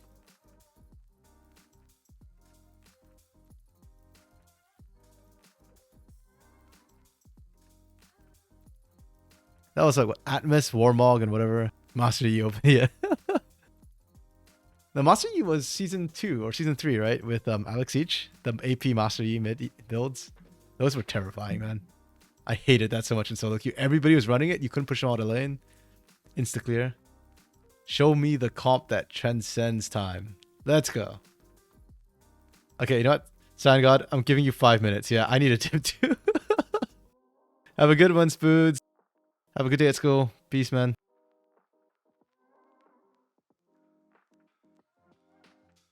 Okay. Or you know what, Sun God? I'm gonna end my stream, but you can just send it to me in DMs, and then yeah, we can look there. Yeah, thanks for dropping by, Spoods. You can do it next time? Okay, yeah, we do it next time. Like I said, I'll talk to Brent about trying to organize community activity around like drafting like this. I think it's really fun. You give me out. Hold it for the community tournament or whatever. That'll be fun. Okay, thanks for dropping by, all of y'all. Have a good day, good night, good whatever it is for you right now in the middle of the night. Good morning, I guess. Peace. Have a good one. Yeah, good morning then. 4 a.m. this morning. We are well past night at that point.